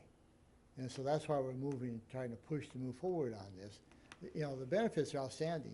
We do lose some control, I grant you. But I don't want to lose sight of the big picture of this either. Mm-hmm. Your point's well taken. We have a disagreement on how to get there, I guess. Michael? Yeah, thank you, John. You clarified some of what I have. I don't want to lose sight of the big picture either. David, can you just clarify? Larry threw this $30 million number out of savings before, and $1 million a year. Is the number that the town of Harwich is going to save $30 million? Those were preliminary numbers. We're in the process of recrunching all the numbers now that the flow proportions have changed. Town of Dennis has increased their flow after doing an economic study. Yarmouth is looking at potentially sending some flow from the Lewis Bay watershed over to Barnstable. So some of those, so we're in the process of updating all the costs, putting them all on a year 2022, which would be the projected first bid point of construction if the 3 towns went forward under the current time frame, so that everything will be balanced again, and you look at everything, it'll be apples to apples. So those were very conceptual numbers, but clearly the concept of economy of scale and building 1 treatment plant versus 3 separate treatment plants, particularly at this small scale, is where the savings is. You all have to build your own collection systems. whether you're Harwich, Dennis, or Yarmouth. That's not where the savings is. The savings is in combining the treatment and the effluent recharge sites, and then in the operations of those facilities. Okay, can you tell me what the Yarmouth vote was?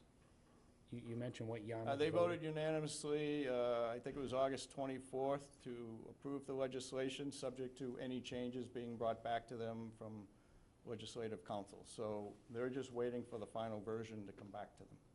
So when I talked to a Yarmouth selectman last week, they said they hadn't voted it yet. That's what I They're heard. confused?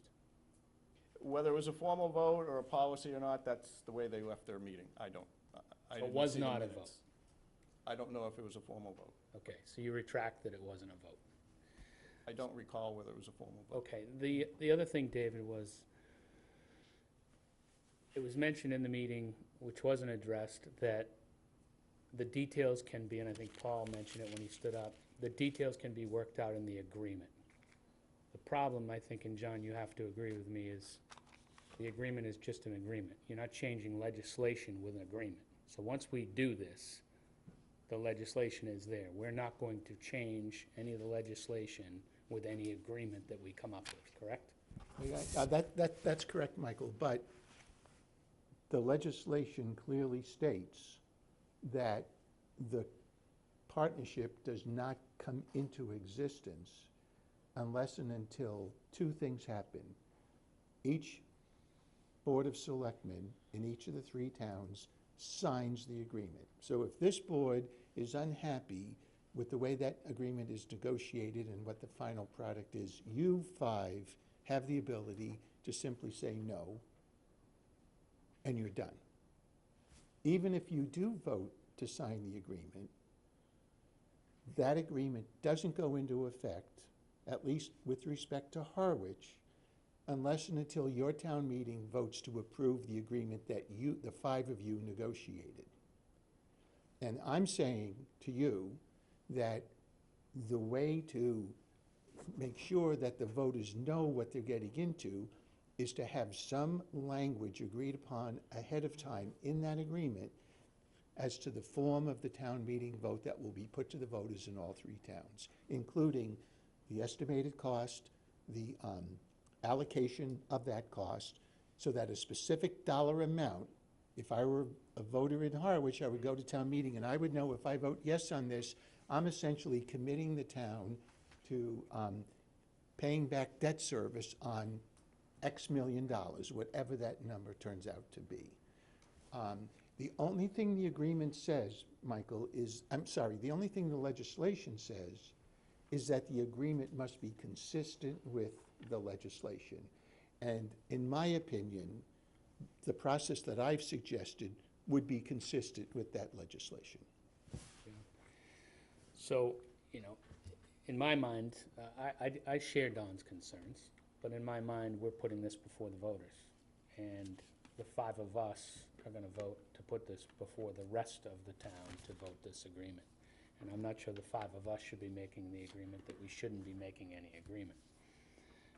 Putting it before the town seems to make a little sense to me. The point you made about the dollar amounts, David, to you, how close are we gonna be to dollar amounts by the times we go to town meeting with this?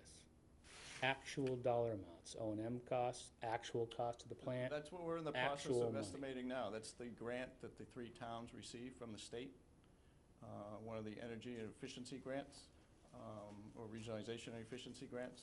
So that's the work that we're doing now. We're holding the monthly meetings, we're working through, we drafted the special legislation, we're in the process of working through a draft of the agreement, and we're also updating all the cost for that. So that's all going on simultaneously, and we expect to have that done by the end of the year.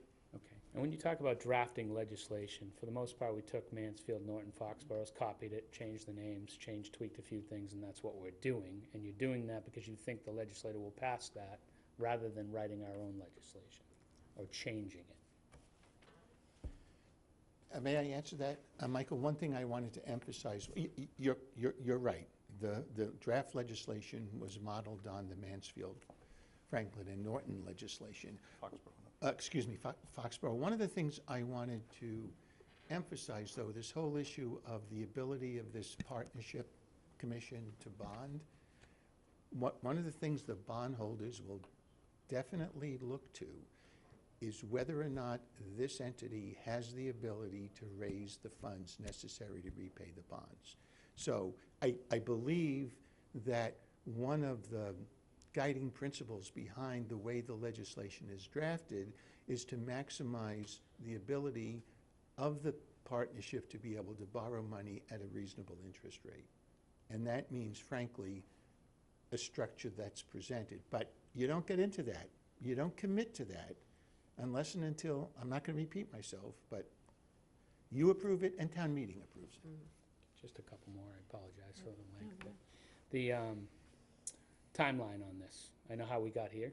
I understand how we got here, and we all wanted to get here. Why are we doing this as quickly as we are now? Are we trying to meet this year's town meeting, and why? The grant that we received has a timeline that has to be completed by the end of next spring. So as we presented to you back in July, the time frame was to file the special legislation this summer, have a draft agreement, and another community meeting to present that draft agreement, November timeframe. Then present to you the revisions that would come out of any community meeting for December. Then you can start to vet it internally with your own committees and decide whether the 3 towns want to move forward to your May or spring town meetings.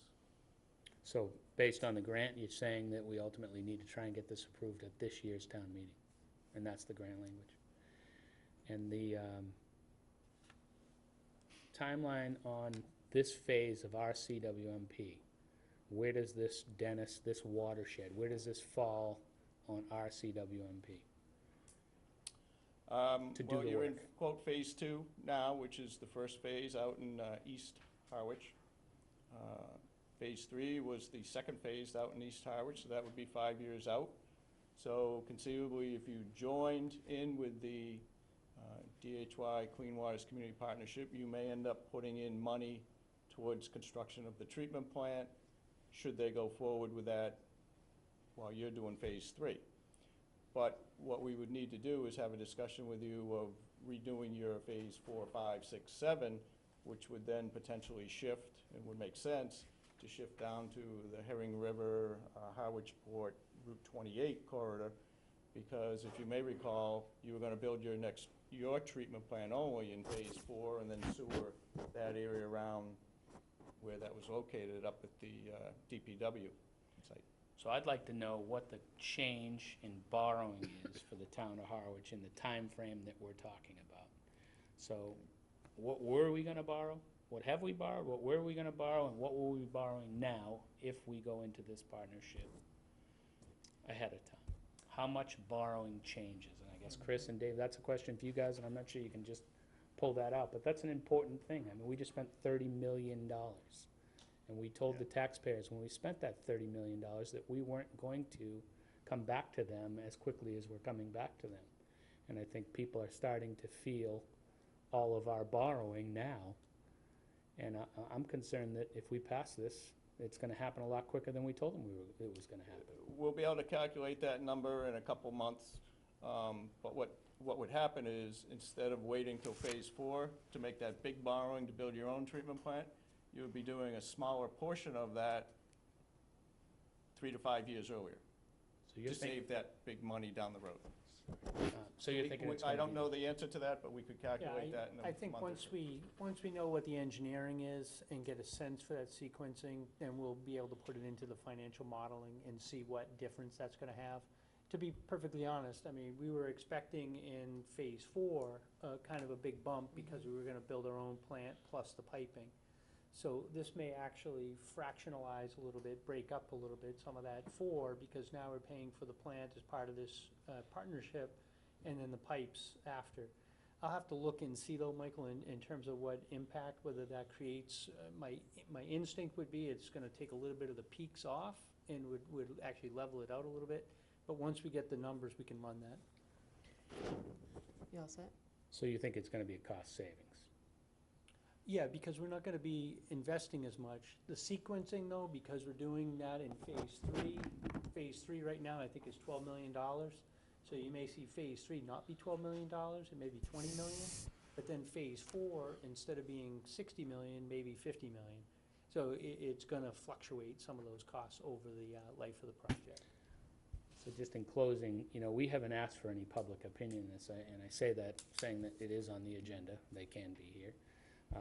It was on the agenda before, but, you know, I'd feel pretty comfortable if we came up with a program, or a meeting at least, where we started to ask for public input on this agreement now, but that's just my thoughts.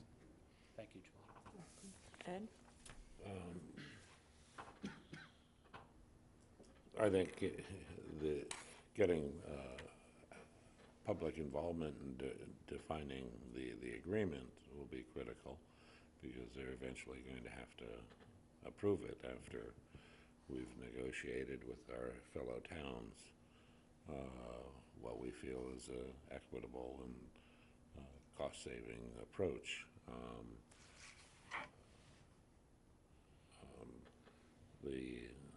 I don't, though, see a need personally to hold up on voting on the draft legislation so we can begin that process, because the agreement is going to have all of the issues that I think in it our townsfolk will care about. Who's going to be representing them, how that person will get appointed and removed if found to be lacking in representation, how the commission or the partnership's annual budgeting is approved and what process that goes through. And so I'd personally be very inclined to vote tonight on this legislation. Thank you, Ed. I do think it's important that we don't lose sight that we're talking about the legislation only, and that we, you know, it's really step one in this process that we've had lengthy discussions about with the other two towns as well. And so I guess at this point, I'm wondering if someone wants to make a motion? Or Don, did you have Still more? have a question. Well, I want to say that what Michael's understanding was of what happened in Yarmouth is what my understanding was, because I spoke just this past week to a selectman. They have not voted on this to recommend this legislation go forward. I was at their meetings on July 10th and 24th, and I believe on the 24th, I don't remember if it was a vote or, but that was their general policy, and finally they probably didn't vote and said, just bring back the final one, we're good with it. But I can't say that they voted one way or the other. But they haven't. And to Michael's point, I do understand that there's going to be public participation in this, but I kind of feel like we're getting like the federal government. We'll pass something and we'll tell you what it means later when we know what it means. The one thing I do know is that the town meeting action we're all talking about, well, they'll still have involvement, essentially is to vote for them never to have an involvement again. So that's way different. I mean, just as a philosophical thought about how town government should work, in my mind. Until I know what those savings are, because that's the other thing I feel like we've gotten railroaded over. We were talking, well, forget phases, we were talking 40 years. Now, I never actually believed that, to be honest with you, because if I'm gonna sue somebody, I'm not waiting for my grandchildren to see what the result of that is. So when the CLF was involved with suing us, and everybody was saying, oh, you gotta do this, or else they're gonna go after you for something or other, and then we agree, there's a stay in that order for the lawsuit. I understand that, except that I don't believe that if you're zealot enough to go suing, which is what basically was confirmed by Wachusett, and some other actions CLF is taking, that I don't think anybody's gonna wait 40 years. And that worries me, because the way this is getting stretched out on a capital program is not retiring anything soon enough to add more stuff onto it. We're aggregating, and that's what really worries me, because we're racing to do something that we thought was gonna be more time, that was going to be added on to people's general tax bills. And now things aren't gonna be taken off soon enough, and the people who are paying the freight aren't gonna actually be involved in what these new expenses are. They're just gonna have to hope that the people that Ed's suggesting get appointed are sane about this and care about the taxpayers, but because they're not elected, again, I would like to know what the ramifications are, and the legislation shouldn't be allowing things that we have no intention of doing. Well, I think to that point, though, we also heard that the legislation's gonna come back, and then we have the opportunity to weigh in at that point, too, and as do the other towns. The agreement. The agreement. The agreement, not the sorry, the legislation. agreement, The right. agreement will come back to you. Right, so the agreement, the legislation sets it up, the agreement comes back, plus it goes to town meeting. Correct. So, I mean, there is a lot of public input, and to your point, Michael, we can certainly set up any types of hearings or, you know, any type of public presentation over the course of, you know, the next year. So, I think that there's a lot of opportunity for public input. One thing that rings in my mind is, you know, never mind the savings, but waiting and prolonging all of this also means that as we do that, things could cost us more. And that I find worrisome as well. I think back to the gentleman from Yarmouth, when we first went to the Tri-Town meeting, he's talking about how, I think it was in the 80s, they talked about doing the sewer and how much more money it costs today. So you know, I think we have to be careful of that as well. Okay, any further? I have one more, but Noreen's been. Oh, I'm sorry, Noreen, I apologize, yeah. I'm not sure exactly which things can be refined in the agreement. So unfortunately, I have a few questions, because I don't know if there'll ever be an opportunity to change them if the legislation goes forward. I share some of Dawn's concerns. I was wondering if in the legislation, if it could say that the commission should be, shall be appointed or elected. John, do you want to answer that? So, special legislation, you can do almost anything. And so the short answer to that question is, if the three towns agreed, we could draft the legislation that the commissioners would be elected. Right now, the legislation says they're appointed. Okay. But could it say appointed or elected? Because in terms of the district, how they, once they're there, how they got there is not really. So is your question, could one town have an elected No. commissioner and another town have an Yes. appointed? If they chose. Well, having just said that anything's possible in special legislation, I figure we could probably draft something like that. It might get a little bit complicated, but that's up to you all. Okay. All right. Again, they're small questions, but I don't know if once it goes to the agreement stage, if they can be changed again. So I would say in section 4, part 5, it mentions including debt for a term not exceeding 30 years. I'm wondering why we're limiting ourselves to 30 years, Isn't that consistent? going out over time. Why not 40? That's right. Yes. So the 30-year debt term is consistent with the current general laws with respect to debt for sewers. And with the state revolving loan fund program. Okay, thank you. Okay. In section 5, it talks about a reserve fund of 20%. You know, I know with the school, they're limited to a 5% reserve fund. 20% seems like a lot of money. Was 10% ever considered? Or, I mean, why is it 20%? Why is it that number? Well, I think the thing to keep in mind is that, you know, you're talking a $4, maybe $5 million a year budget, so you're talking much smaller amounts of money, and so if something happened at the treatment plant and they needed to do something, that's why they have that reserve, and so that they can adjust for short-term borrowing, because they only issue bills quarterly. So that was recommended by the current MFN Regional Wastewater Plant Executive Director. I mean, it seems to me we might consider another amount before we go to the agreement stage.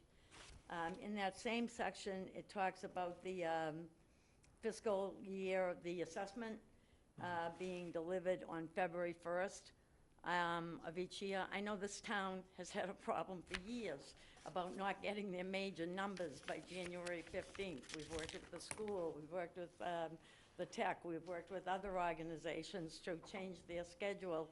So I was wondering if we could make that date prior to January 15th. No, that's a very good question. There's actually, and I presume there would be something similar in this agreement, but I pulled the table out of the schedule of budget deadlines that's in the current MFN agreement. And by December 1st, they have to send a draft fiscal schedule. By December 15th, they have to send a 5-year capital plan. By January 15th, they have to have adopted the budget and sent it to the town by then February 1st, where it's certified by the partnership treasurer. So I think that covers the issues that you were getting to. And that's all detailed again in the agreement. Well, I believe the town administrator gives a budget report, what is it, the first Monday in February? So February 1st, that could be February 1st. It just seems to me if we could allow some leeway in there, we're always fighting for those numbers, you know. David, did you wanna, did you? This is submitting the budget by December 1st, that's all. Okay, yep. Ed?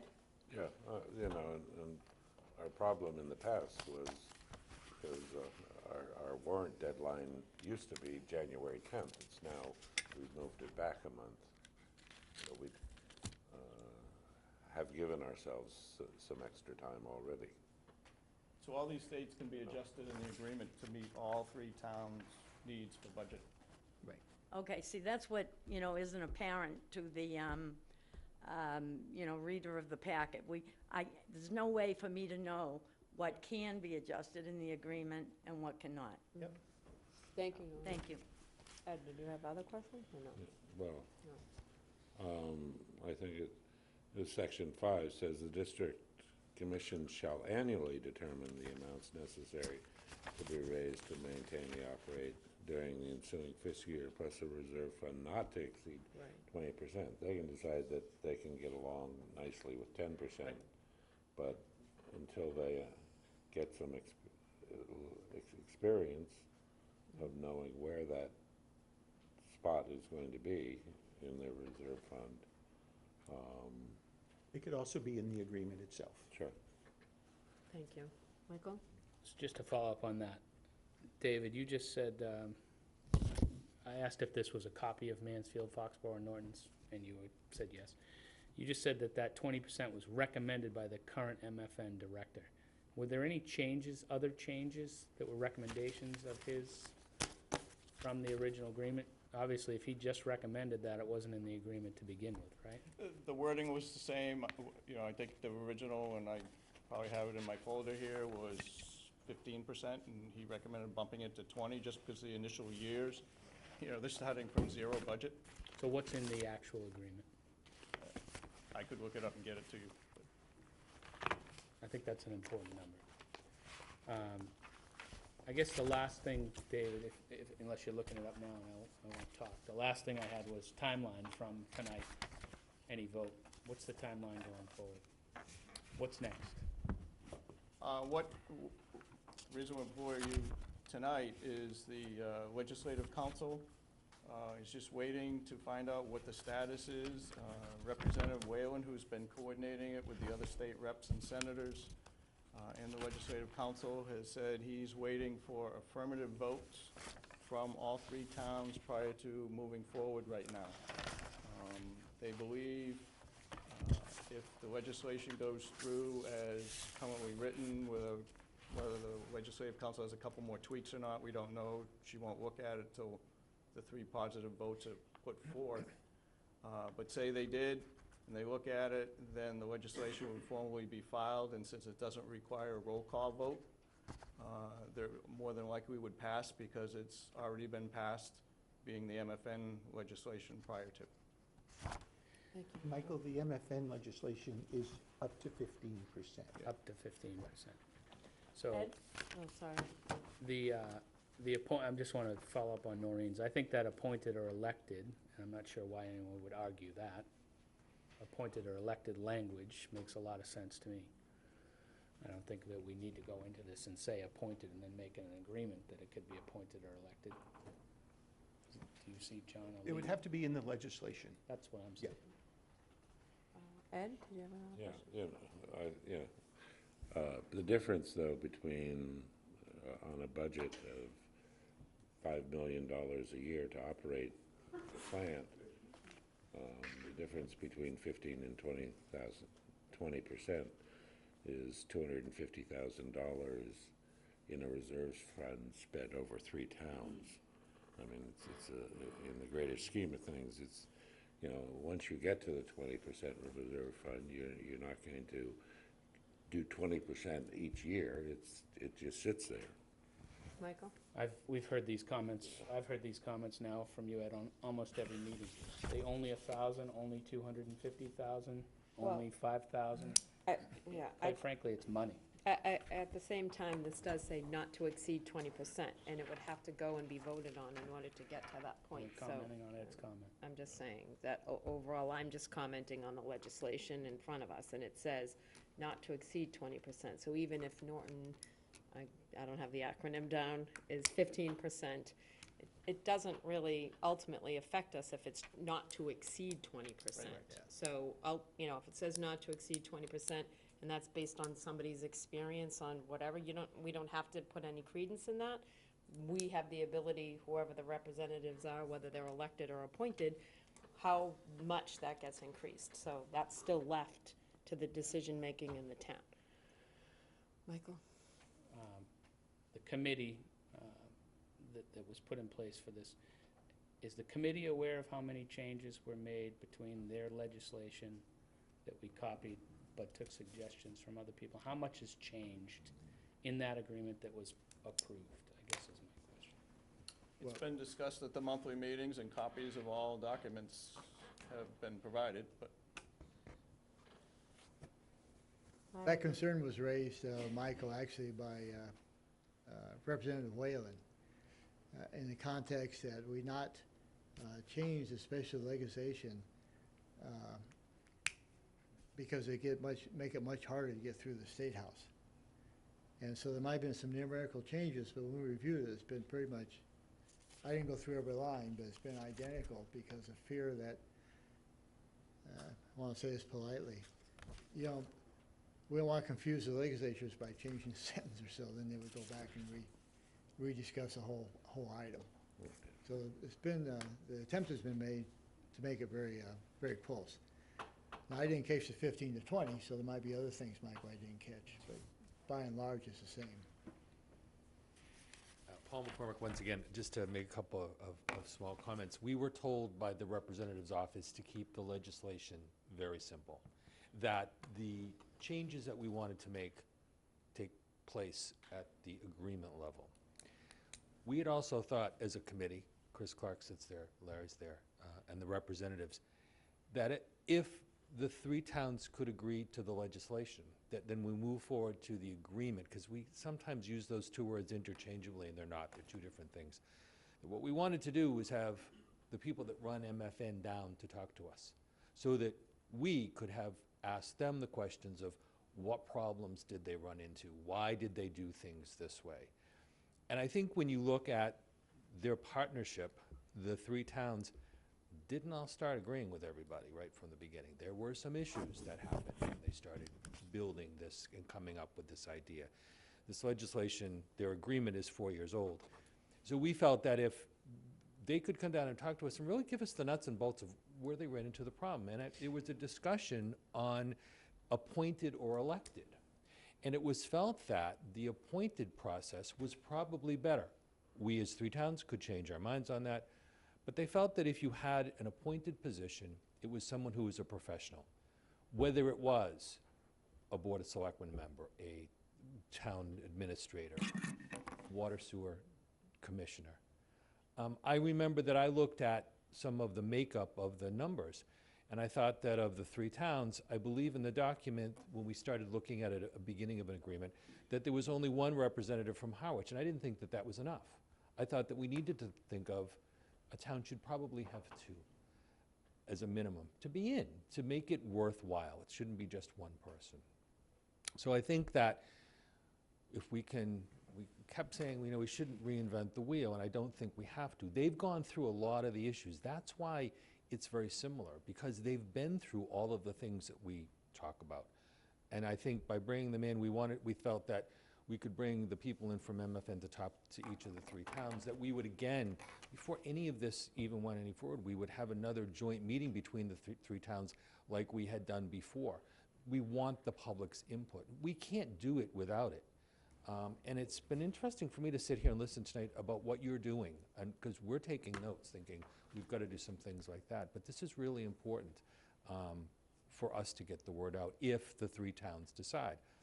Now, if the 3 towns decide that they're not going to do the legislation, we could each build 3 water treatment plants. That's expensive. You want to talk about a spike? Now you got one. And also, it's not just the building it, it's the cost of maintaining it. And what I figured out on some of the science that's there, that a plant only runs economically when there's enough septage for it to run. And quite honestly, Dennis, even though we've looked at our economic development and we've increased our numbers, to have a plant on our own isn't really enough. Nor is the western part of Harwich, nor is the eastern part of Yarmouth. And that if we combine all 3, the effluent numbers come up, and then you can run it more efficiently. And when we look at building the plant, we've talked about ideas as, well, what happens if we do change some zoning down 20, 30 years hence? I know I'm not going to be around when all that happens, but the 20 or 30 years that happens, the zoning may change. That I look at Dennisport and the south side where there's 2 single-story motels. They could be 4 stories because the zoning has changed. But no one can build anything until the septic comes down there because it's ridiculous. So it's going to change the tax base as well. So there's interpretations of things that have to happen. And it is a long process, but it certainly demands the public's process as well. We have to start here. We need to open it up to make sure everybody's comfortable. So I've spoken too long. I don't mean to get in the middle of your deliberations, but there's all the same issues that we talk about. Thank you. John? Madam Chair, really quickly, so I've thought about this a little bit, and the special legislation says the commissioners will be appointed.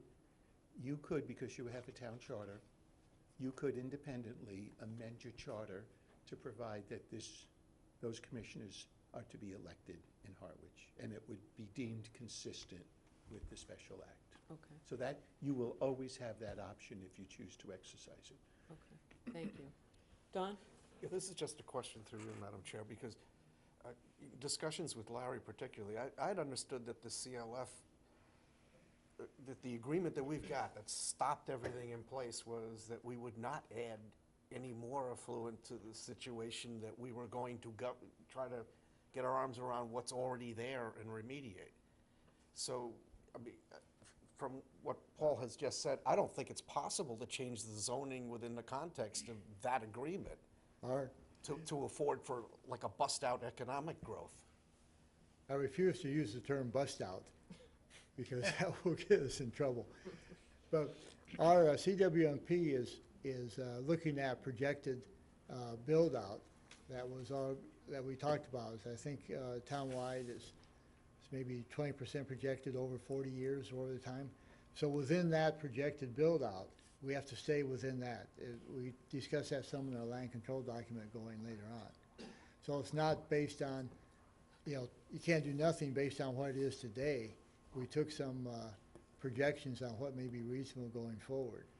But just so I understand this whole mechanism isn't designed to facilitate much more growth. It's not. That's not the objection at all. The estimates that CDM Smith and the group have come to, Don, is based on the CWMP, what those flows are in that area. It's not beyond that. So whether we do this or do it ourselves, that's irrelevant to what our projected flow is. Ed? Yeah, I think Paul's comment on changing zoning right now, you could change, the zoning's been changed to allow the 4 stories, but you don't have enough space to put in a leach field for that much. And but by providing a sewer system, it would allow that to happen, and you may, with that ability, you may decide, well, rather than having the town sort of universally at low dense, or sort of lower moderate density. We concentrate density in some areas and further down zone it in others to keep it much more rural, which you don't really have that possibility of making those decisions now, because you can increase density in areas because you just don't have the space on the ground for the leach fields that you'd need. Michael?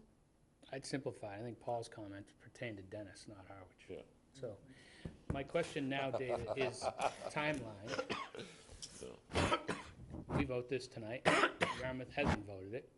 And now we're gonna have from, say, October until May town meeting to hammer out this agreement with Dennis and Yarmouth? The actual agreement, the operating agreement? If I may, you know, once the three towns approve the form of the agreement, of the legislation, it's gonna be refiled, that nothing would prohibit you from starting the next day to negotiate the agreement. In anticipation that if all three towns are approving this, it's just a matter of time before the legislature enacts it, so that you could do that on a parallel track. Yeah, and actually, that's already begun in the DHY subgroup meetings. Thank you. Just one thing on that, it's Larry and I from Harwich, and the other towns do have 2 members of their board, or I think it was contemplated to have 2 members of the board. So, you know, as the administrator, obviously, I'm not an elected official. So, you know, I would encourage that a second member of the board, you know, want to join us too at those meetings. Okay, thank you. Ed? Well, It'd be a good choice, Don. well, having listened to all the discussion we've had tonight, I'd like to move that we approve the draft legislation as proposed and recommend the legislature pass it. Okay, so it's moved. I'll second it. Moved and seconded. Any further discussion? Michael? I just wanna make it clear that my vote reflects moving this forward, and not that I'm in agreement 100% yet, but I think it needs to go before the voters. Yeah, I think we all Fair know enough. that I it think that's needs, where we all are at this right, point. discussion Well, and, not all of us, but. well, the majority, I guess. So moved and seconded. All in favor? Aye. All opposed? Aye. 4-1. Thank you. Having a contrarian makes it a true democracy. The commission isn't constructed like that. Madam Chair, if I may, I just wanted to say for the record that I've had a lot of experience dealing with drafting sewer special acts, and listening to the discussion earlier, I have a number of ideas that you may want to consider in terms of making the sewer connections more affordable. I think we could design a special act that would achieve that goal. That'd be I just great. wanted to let you know. Great, thank you. Yeah, we look forward to Thank you for coming. discussing that further. Don? To Larry's utterance before, I would be happy to join if that were the board's Yeah. will. Oh, yeah, sure. Okay, so, Should that be on the agenda next time, or is it? yeah, you want to put that on? We'll put that on the agenda. And let's move on. So we'll go back into our order of liquor entertainment license violation. Parks, recommend referring this matter to hearing officer / town administrator. Madam Chair, I move that we refer the liquor entertainment license violation for Perks Restaurant to the town administrator as administrative hearing officer. Second. Okay, moved and seconded. Any further discussion? All in favor? Aye. Madam Chair, on item B, Mhm. can I ask for that to be delayed a week, because I never met this guy. He's only been on there for 3 months. I have a call out to DEP to even ask what an associate / alternate member is allowed to do. And if we waited the extra week, it would give me the opportunity to answer that. Amy's here, so Amy, do you want to, I mean, Amy asked for this, so. Well, first, as far as what Mr. Ketchum can do for conservation, he does not vote, but essentially he does get a packet, reviews all his information. He's one of the most diligent members, actually. He really wants to be a full-time member, we just don't have a spot open for him yet. And he jumped at this opportunity.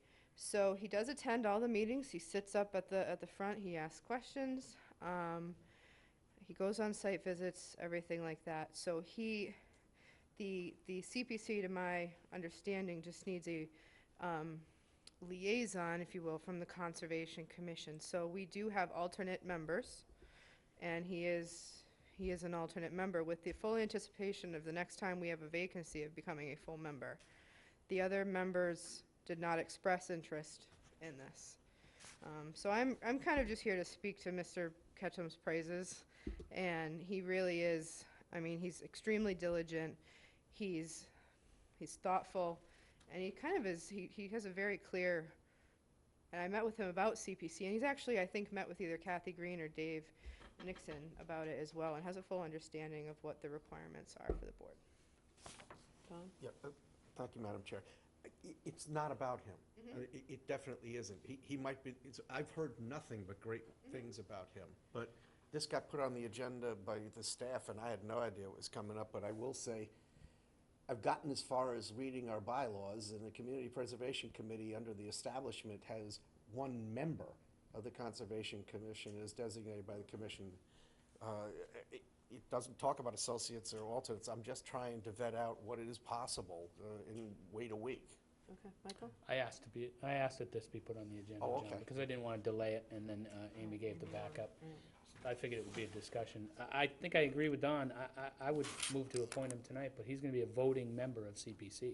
Right. So can a voting member of CPC be an alternate? And I think that's a question we still need to answer.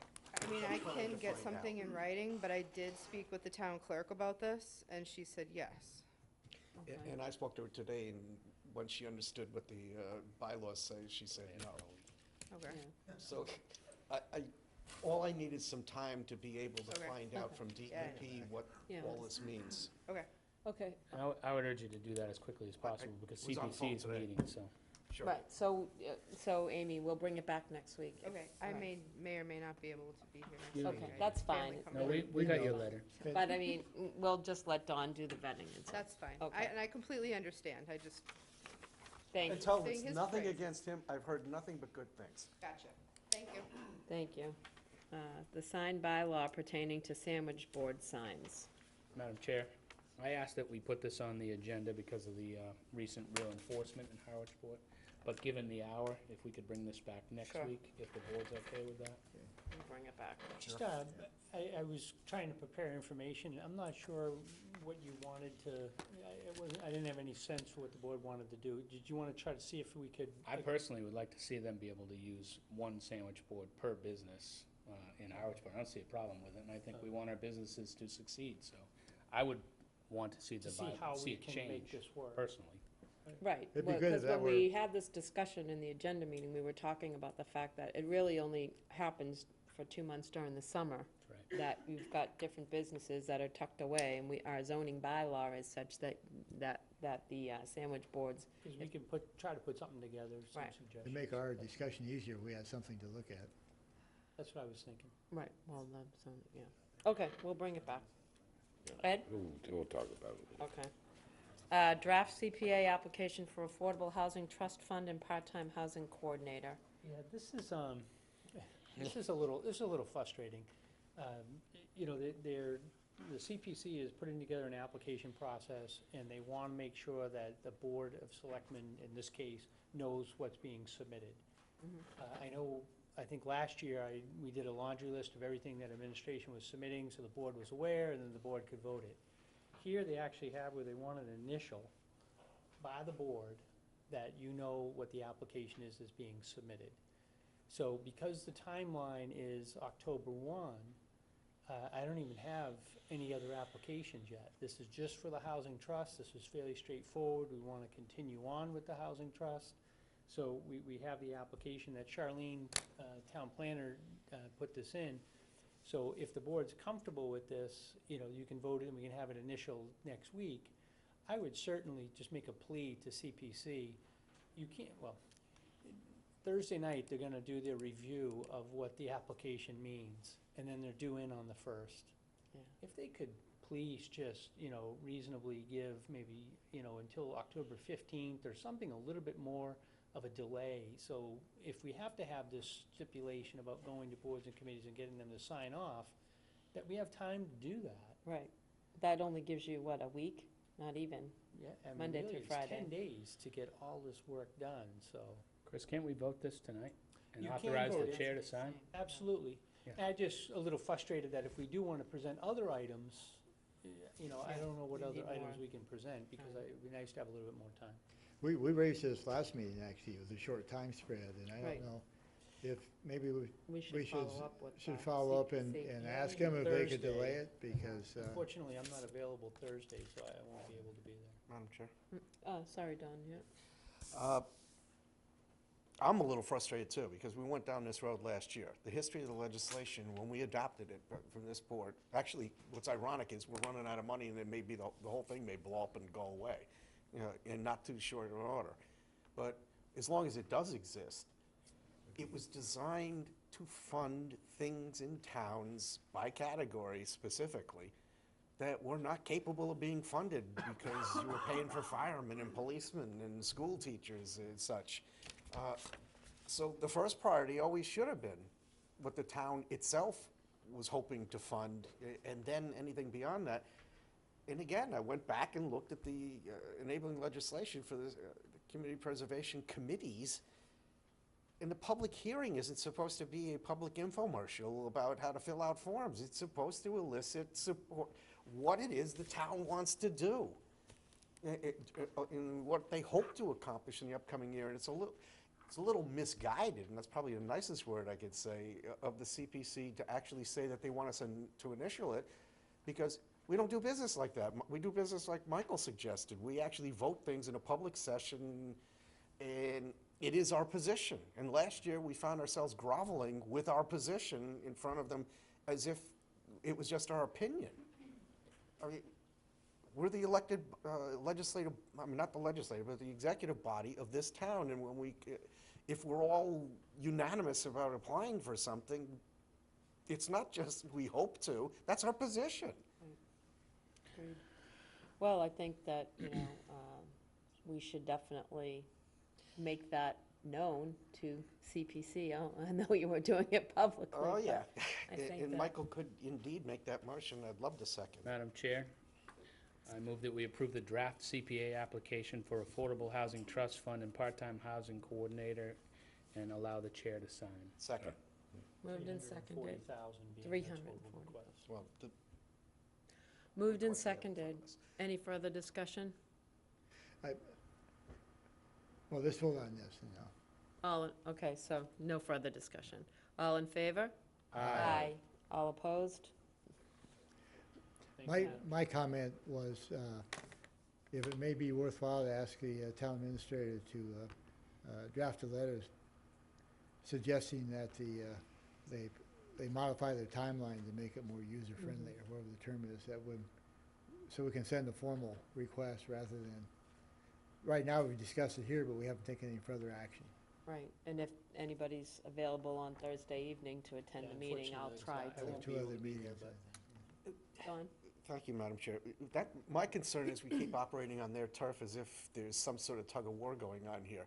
That committee is spending tax money, surcharged from everybody's tax bill. And my feelings are that they should be invited to come here to have a discussion about, well, just what is this hearing and why is the timeline the way it is? Because there's some sort of, especially since the way we've been operated, I mean, people were going to different corners of the room the last year. I mean, we have a posted meeting, and we have priorities that we would like to see addressed, and they're a committee that's largely appointed by us, or at least confirmed through the recommendations of other committees. It would be really nice if they thought they operated within a context of some sort that started here, as opposed to us going there. So I would really love to have them on the agenda at some point in the near future to discuss the whole process and what their belief is that they're doing.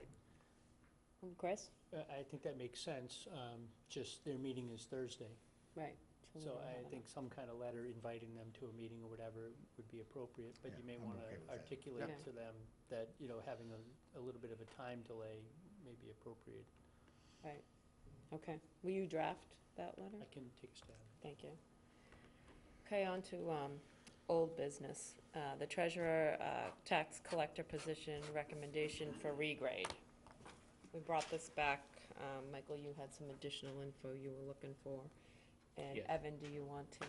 Sure, if it's all right, I'd like to take this out of order. I know that it has finance director's material first, but, so I thought that the desk audit was accepted yesterday with the request for some additional financial information. So, some of the financial, there was an exhaustive study done in FY17 that looked at 7 different peer communities. So using that FY17 study, we looked at longevity, and the town of Harwich's longevity is more generous than the surrounding towns, and on average, compared to our peers, that comes out to being worth about $4,000 more to Harwich employees than our peers. Longevity applicability. In this instance, however, max longevity is not reachable for 11 years after the treasurer collector's regrade. This study's horizon is the settled SEIU contract, which only lasts 3 years, and therefore will not cover longevity of 11 years. If we move on to FY19 insurance costs, I thought it was appropriate to move on from the FY17 study to this year from here on out. The average FY19 health plan, with the town picking up 75%, okay? And this is similar to all other peer communities, except for Dennis, which picks up 60%, and Chatham at 65%. Okay, and this results in plans costing $3,178 more in Dennis and $2,118 more in Chatham on average. And so then we take a look at salaries with the insurance benefits that we just spoke about. If we look at Chatham's top step with 65% benefits, that equals a salary of $105,622.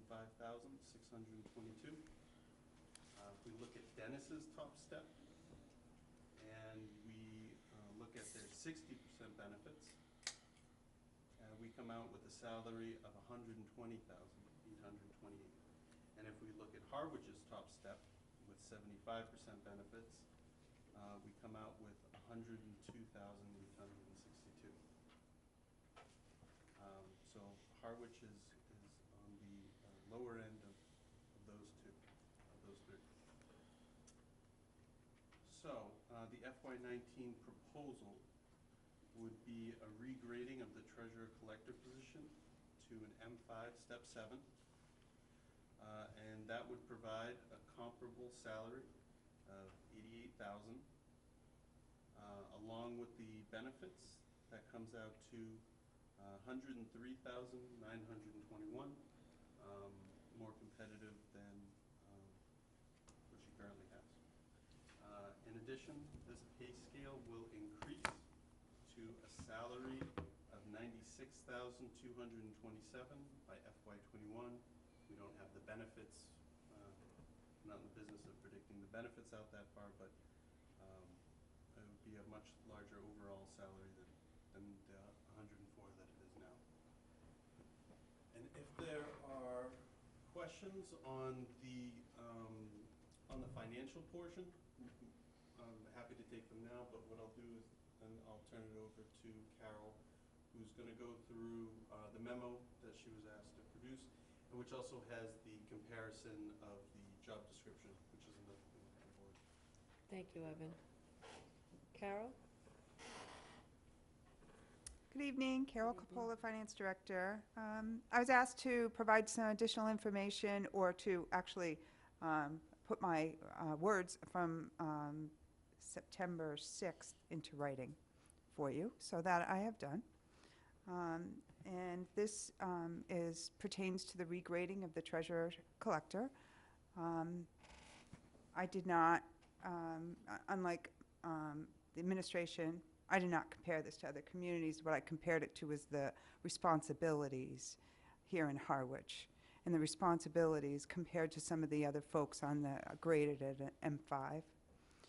So I gave you some information pertaining to who is at an M4, which the treasurer collector is right now, who is at an M5, the fact that I've worked very closely with both the assessor and the treasurer collector over the past little over a year. And their responsibilities are vast.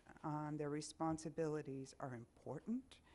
And in my opinion, they should be graded at the same level. I have also provided you with the information from a conversation I had with the finance director in the town of Dennis. So I believe that was the request for additional information. And the job responsibilities are essentially the same. They're just vary just a small amount.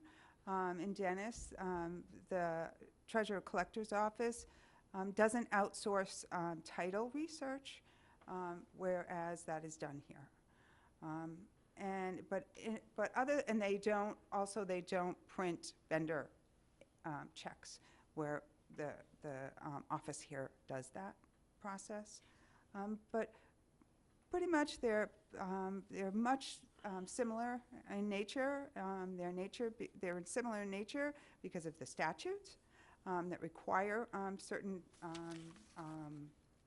activities to be completed. But I'd be happy to answer any questions you have. Thank you, Carol. Any questions from the board? Michael? I don't. Go ahead. Go ahead, Larry. No, go ahead, Michael. So, thank you, Carol, and thank you for your memo.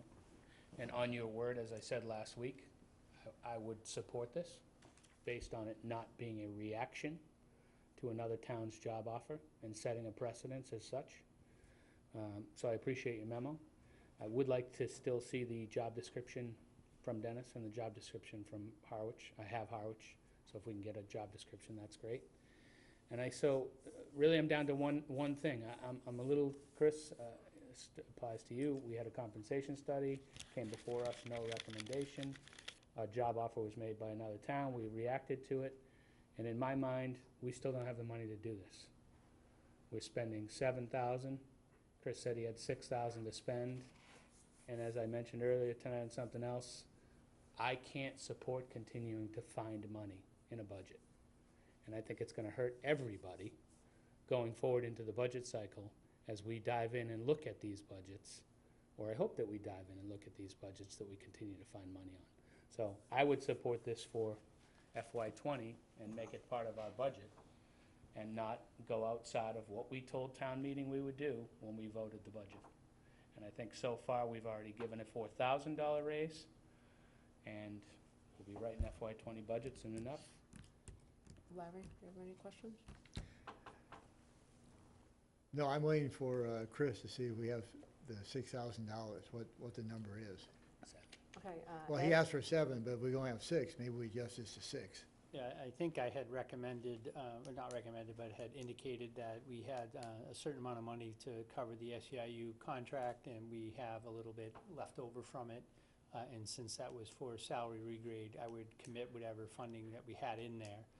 Perhaps what we could do, so we do live within that, if this were to be delayed instead of necessarily stopped until FY20, if we were to delay it to like January 1, then that $7,000 hit becomes half that, because you're only funding half of a fiscal year.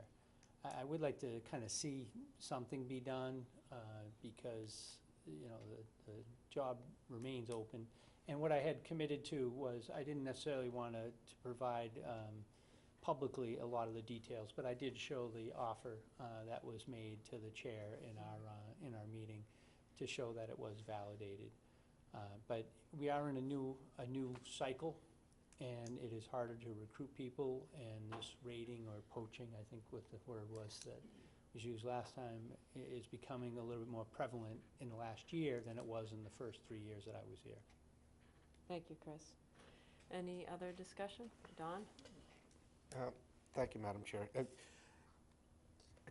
tend to agree with Michael. I mean, this became reactive.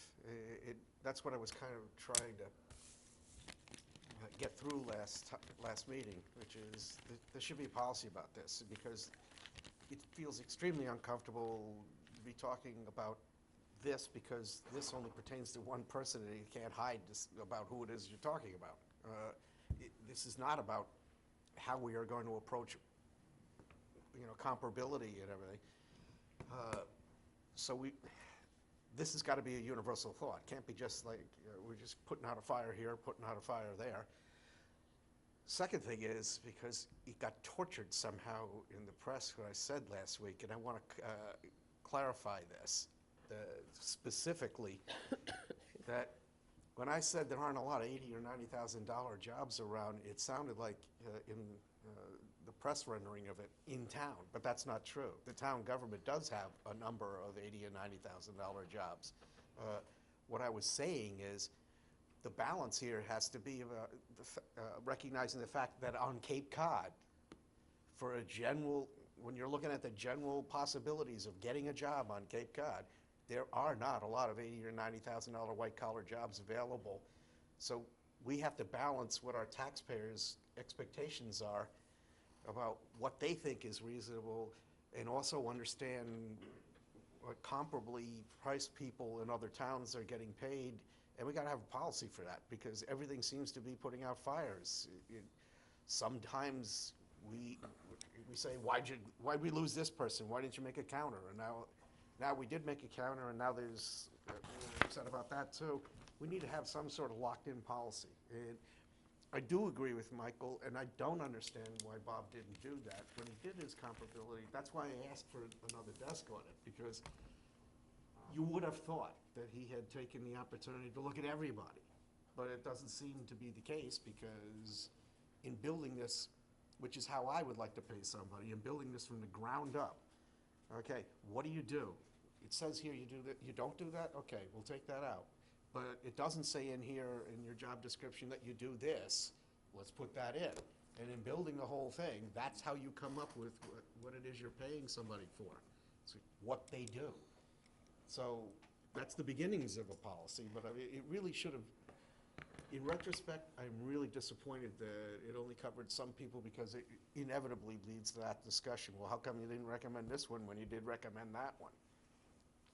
I don't know why he didn't do it, but the fact is that it was done in this instance after the fact, after Bob Lawton left.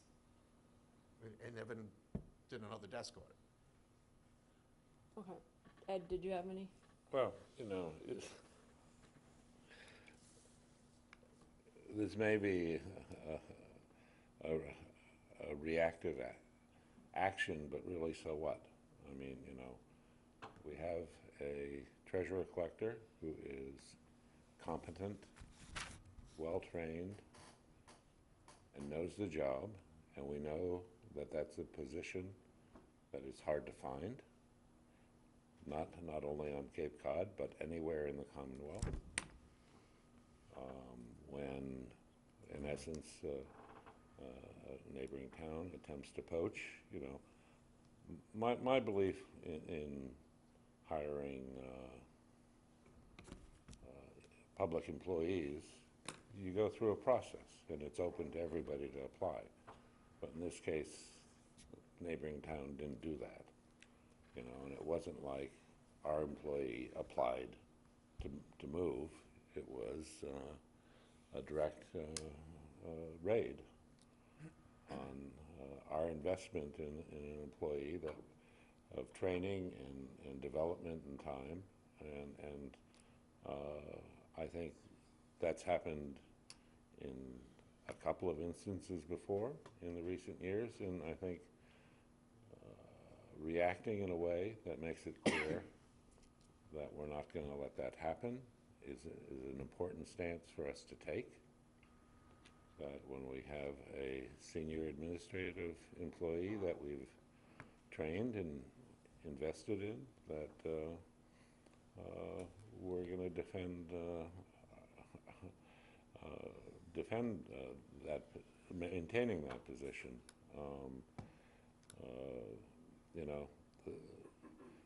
in terms of whether there are a lot of 80 or 90,000 white-collar jobs on Cape Cod, you know, there may or may not be.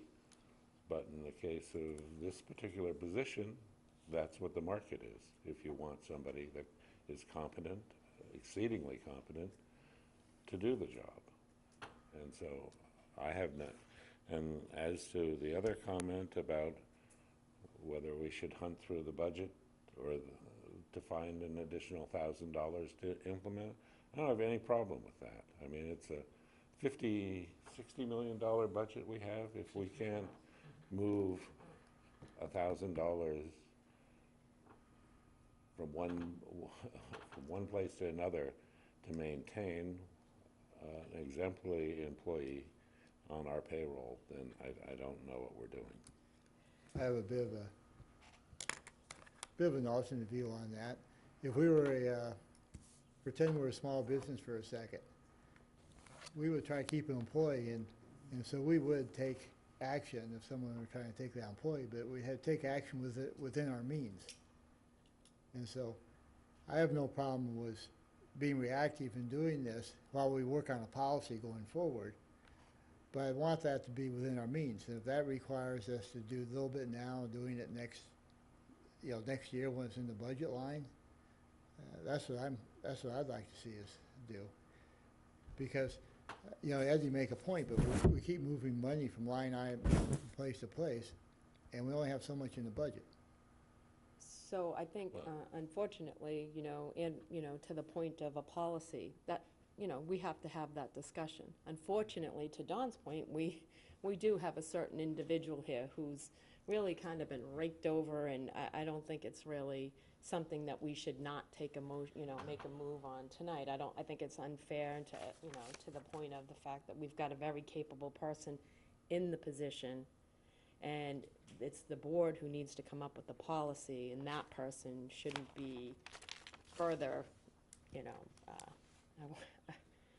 further publicly, not harassed, but at this point, I think the board should make a decision and should take some action on that. I think that's only fair. Michael? I think Chris just made a recommendation a few minutes ago, if I wasn't mistaken. But I gotta say it, I wasn't gonna, but really, so what? Let's just move money around in the budget? I mean, what are we sitting here for? Town meeting, we work for town meeting. We have a town meeting form of government. They voted a budget. They didn't give us anywhere in the charter that I can find that we can take money from wherever we want and say, so what? Okay, so I'm going to stop the conversation there, That's because great. I don't think That's at a all that great Ed was statement. intending to say that they would just move money around. We're talking about Quote it. $1,000 for an employee who's been with us for quite some time, and we got an opportunity to maintain that employee, that we didn't have that opportunity in the past. I think we need to be very careful about policy-wise what we're doing and money-wise, but we also need to be careful about the environment that we're creating. So we've got to, we have great employees here in Harwich, and all of us understand that there's a policy issue here, but ultimately, we've got a valuable employee that we, the town, have invested a lot of money in, and she's invested in us. You can see from Evan's numbers that she could actually leave and make a lot more money in Dennis when again, we compare apples to apples. So as a board, we've got issues that we need to address, but we also have issues that I don't think we want to create, so. I would like to make a motion if I could have Hold on, Chris, John was gonna speak. John Rendon, Harbor Master. Thanks, Madam Chair. I just want to say, as a fellow department head, a fellow employee, having known Amy for the time that I've been here, and having to rely on her a lot in running our projects, our budgets. We're kind of a understaffed, minimally staffed department, but we have a lot of money, a lot of revenue, a lot of projects where we're dealing with. She is awesome, and I would really hate to lose her. So just from a strictly of what value she brings to this town, I just want to say it's tremendous, and I hope that you would support that. Thank you, John. Larry or Michael? Just to be crystal clear, this isn't about Amy. This isn't about a employee. This is about having money in a budget and doing what we told town meeting we were gonna do. And For me. on that note, I I know, understand what you're you're gonna saying, rebut. but ultimately, this is an employee, because we didn't come up with the policy, so this employee is But going what's, to. if I may, what's Chris's recommendation? If he January. makes that, I'll move that. Well, January becomes effective, is what he said. That's what you're saying? Yeah, just to move this forward, to try to retain the valuable employee, that if we implement Okay, it as of I, January. I move, I move approval, with it taking effect January 1. Second. It's been moved and seconded. Further discussion? You know, I think it's unfortunate that we're gonna prolong it till then for $1,000. I think that we are well within our means to pay this employee the extra $1,000 rather than have her continue to wait. So, I would prefer, go ahead, Ed. Yeah, you know, every year, there's a whole process we do at the end where we move money from one department to another, one category to another, to balance out what it took to run the town for a year, and that's what we do as the elected executives of the town. We make it work, and if it doesn't come out penny perfect to what was approved in the budget, as long as it's within the guidelines that the Department of Revenue has, that's our responsibility. And what we should be about as an executive and the elected executives of the town. And if we wind up losing an employee because of $1,000 that will clearly fall within the guidelines that the Department of Revenue has set for us, I think it's a shame. Don? That is so the Cliff Notes version of this. There is nothing in state law that presumes that we can do this during the year. That's only for a 2-week period at the end of the year to reconcile, and it has to be done in coordination with the Finance Committee. That's not the way we budget. We're not a school system. We don't get a budget and then say, well, now that we've gotten it, we can spend it anywhere we want to. We line item budget. This is within our budget. I understand that what everybody's saying about Amy. I really wish that we could do something, but a budget needs to be something. It's not a suggestion, it's a vote. At the same time, we've had times where we have moved money around while I've been on the board. But at the present, we have a motion and a second, so we can. I would amend that motion to say that it should be effective moving forward, the next whatever pay cycle, however you were gonna work it. I'll second the amendment. So it's been, Okay. So we'd be voting on just the amendment Just the first. amendment. Right now, the amendment. so the amendment. So, all in favor? Aye. Aye. All opposed? Opposed. Aye. Opposed? So we're back to the main Main motion. motion. So, Regrade would occur as of January You have to 1. call for a vote for that. yeah, well, I mean, restate the motion, so, right? For the pay I restructuring move to we, occur on January we, 1st. Hold on, go ahead. The motion that Larry made was. Larry made the motion originally. Okay, so go ahead, It should come Larry. from the originator. Yeah, we move we regrade the treasurer collector with pay increase, appropriate pay increase starting January 1 of 2019. So, moved and seconded. All in favor? Aye. All opposed? I'll vote in favor of a raise. I think it's wrong that we're gonna prolong it. I'm going to abstain.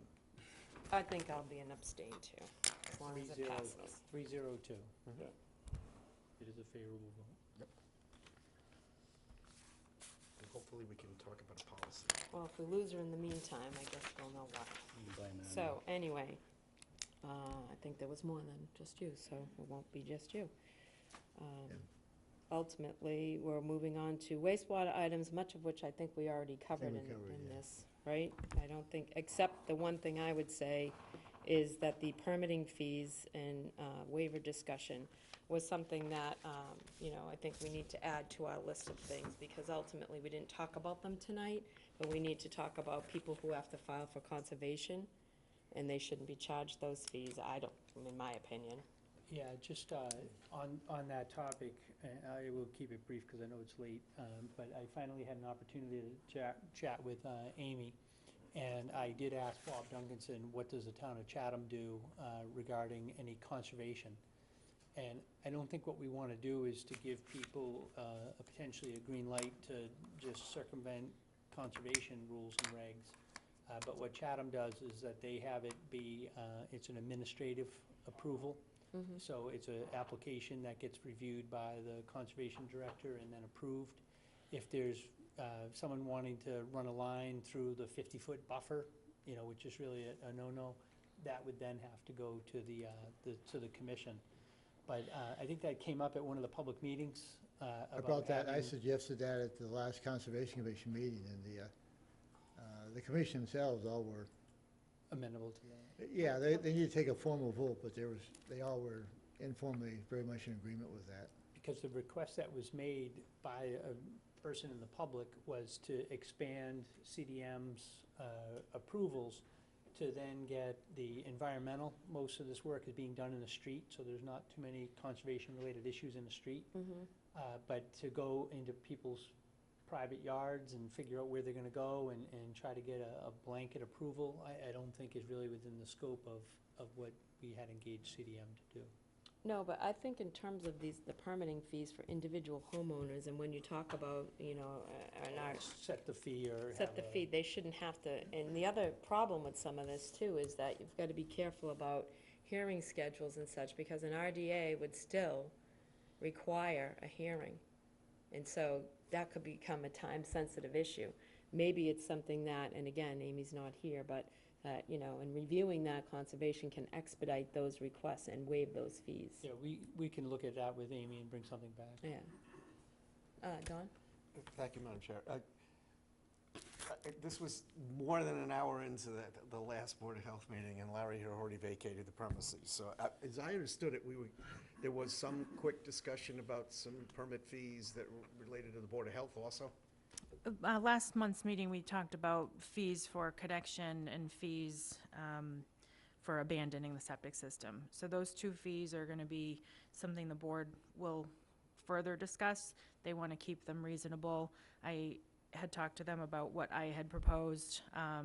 There's right now a $55 repair fee that I proposed to put forward for the abandonment of the septic system, and then the $55 connection fee, so have a total connection fee of $110. The board voted to have me do a study of the fees across the Cape to make sure those fees are in line with other towns. Well, we had that question come up with permitting fees in the building department, so I don't know how that's gonna be adequate. And that's what I wanted to at least set forth out there. First of all, this is not anything that has to do with Megan, but I was mortified to hear one of our committee appointees say, on the business part of this, talk about, well, with what Quasit charges for dinner, they should be able to afford whatever we want to charge them. I mean, that should not be ever put forward in any public discussion. But secondarily, the fee there's a structure to all this. The Board of Health can't on its own just say, okay, that's what the fee's gonna be. In the discussion, there didn't seem to be any understanding of the context of this. When this happens, it's gonna have to hit the road and come back here. To talk about what's a cost recovery on this model and not like what Chatham's charging for what they did. Well, I mean, I will comment on the fact that I think, you know, when we say these kinds of things, they sound good in theory, but ultimately you have to get your information from someplace, and you have to be able to compare it to something. So ultimately, when you're looking at it within your own town, I don't really know how you come up with those figures in a vacuum. No, I get it. It's just that it seemed to me that the discussion was heading towards when we decide what the fee is, that's what it's gonna be, and we're done. And it's not that simple. It would still have to come back here. The Board of Health is able to adopt and implement fees on their own without Board of Selectmen But you approval. can't have it both ways. On the one hand, you can't say that the Selectmen have come up with their own wastewater policy, so we don't have to do anything with it. And then on the other hand, rest on the, well, we get to establish our own fees. This specifically relates to wastewater. I'm not sure what you mean by the first part. The first part had to do with, when I questioned about whether there were any follow-on policies from the Board of Health, the discussion was that the Board of Selectmen has adopted wastewater policies that the Board of Health is going to follow. But if that's the deal, then you can't have it both ways. You can't say, well, yeah, we're exempt from the Board of Selectmen actually discussing what those fees are going to be, and they're directly related to wastewater. I don't Well- think that's exactly right, because we said the CWMP, but then the Board of Health has their responsibilities and their regulations. I was going to say, Madam Chair, you know, we will certainly look, I think that statutorily, the Board of Health does have the ability to set their own fees. For There health-related is, items. there is also the Emerson College case, which says that you're supposed to charge fees that are consistent with the service that you render. I think we got that message loud and clear, that we will use the Emerson College and look at that. So we will do a little bit of an internal analysis to see what is the labor and overhead costs related to the service, and kind of factor that in to the, The reason I'm saying this is not just some abstract thing, because after Larry left, the discussion specifically centered around we probably should want a couple more employees in the health department, and we can charge enough on these permits to get them, and that is not what that's supposed to be about. And let's be clear about Emerson. It says you can't overcharge and bring back money into the general fund. It doesn't say you don't have to charge full fees. that's right. No, but it That does was say our- in comparison. But it also doesn't say that if you feel you need additional resources to provide the service, that you can't increase your fees to pay for those resources That's right. On their own? No, that's right. on their own. They cannot hire employees on their own. Why They don't can't we- hire the employees, but Yeah, he's, There haven't been any discussions amongst the Board of Health to try to increase staff at this point. That hasn't come up at all. you're looking at the fees to look at what would be affordable in the sense of what, That's correct. okay, thank you. Is there any further discussion? Well, only that both the Board of Health and Conservation, two that are working hard to, if not factually, at least in the spirit of minimizing fees on the wastewater that we know is a burden on the people. Right. So I think we should give both those committees a chance to work it out and see if they can come back on, you know, what can we minimally do? Because this is required. People aren't coming in and asking us to build, you know, a new restaurant coming to Board of Health. We're requiring them to do this. So they're all looking at what they can, how to reduce this as much as possible. So I think Well, that's a fair statement. And to that point with conservation, it would be the same thing. I mean, you're not looking to have somebody try to dig up the 0 to 50 buffer because they want to stick something else in there too. If the connection is set to go, So- that they have to go through there, then that's what they have to do. They shouldn't have to pay a fee and wait on a hearing for that. We're mandating them to hook up to the sewer. If there's a conservation-related issue, we should be addressing it, so. The $55 fee is the lowest fee we have as part of our septic system fees at the moment. It's the same fee we charge for a new septic line, not the tanks and all of that. So it's the minimum fee that we have right now.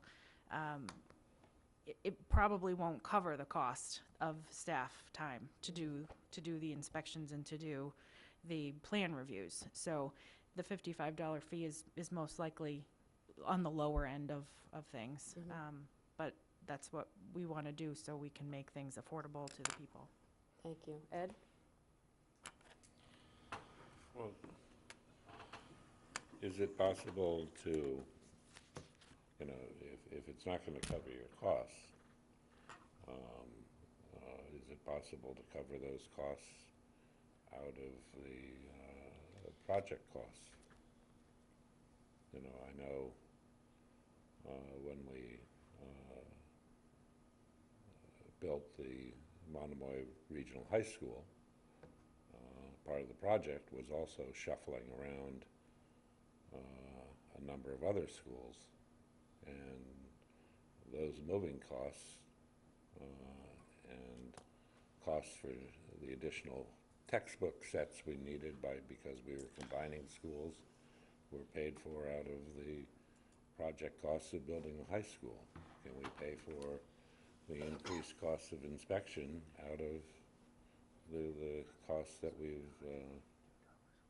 approved on the bond issue? John? Thank you, Meg.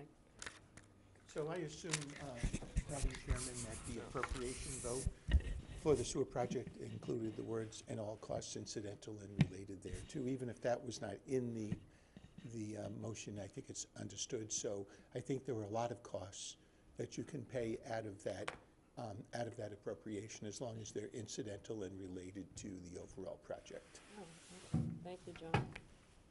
Thank you, John. So, Where are we? that was just, that was another, right, it was just another discussion topic that needs to be, drilled down on. So I think the other items here that we touched upon, David mentioned that it would be more so November for the final sheets, and we understand that that may not be definitive, but you're thinking more like November. So then, I guess, Larry, we would ask you for a really quick summary of I've got about a half hour time. You got about 30. Yeah, At the end of the meeting, after we we- met as a committee. We're supposed to meet quarterly. This is our first committee meeting. We had a good discussion. Reviewed we're all going in the right direction. Thank you. The two discussion points that we already brought up was the PE versus the sanitarium. Obviously, we're all, as I discussed with health and conservation, it was less expensive to use sanitarium than PE. We wanted to try to get that option. It's actually not so clear to me. We have to make design plans, how much money you actually save, but that's another factor. And we also, both towns are looking at extending the time frame to connect from 1 year to at least 2 years. Both towns are, our Board of Health and here and in Chatham have a practice or have, well, not here yet because we're not that far, but we do have to consider waivers occasionally for people that, come in with a septic that's only a couple years old. They might give them, not forever, but a little more leeway, and I'm sure that will come to us as well. And that's my report. Great, thank you, Larry. Outreach Coordinator, status update. Krista? I'll do that quickly. We have the ad out. It's due in on Thursday.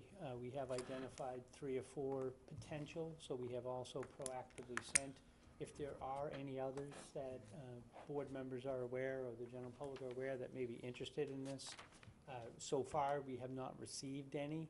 That's not unusual. Usually they submit the bids the day of it, so we'll know by Thursday if there's any interest in that.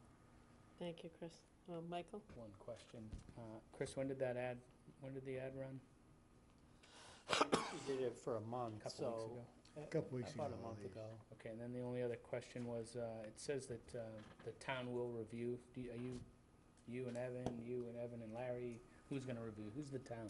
Actually, I think we left it to the wastewater support committee.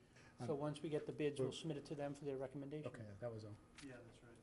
That was all. I think I did that right. Okay. Land use controls, you can come up to the table, John and David. We haven't seen you all night. I know. I've been watching you all night.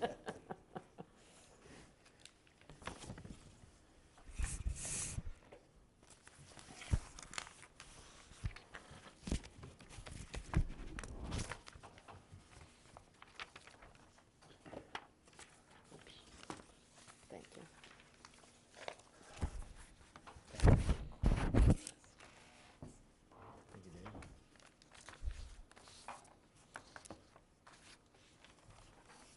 What I just handed out is a slight revision to what was in your packet. Otherwise, this is the version that we discussed briefly back in July. This land use control regulation is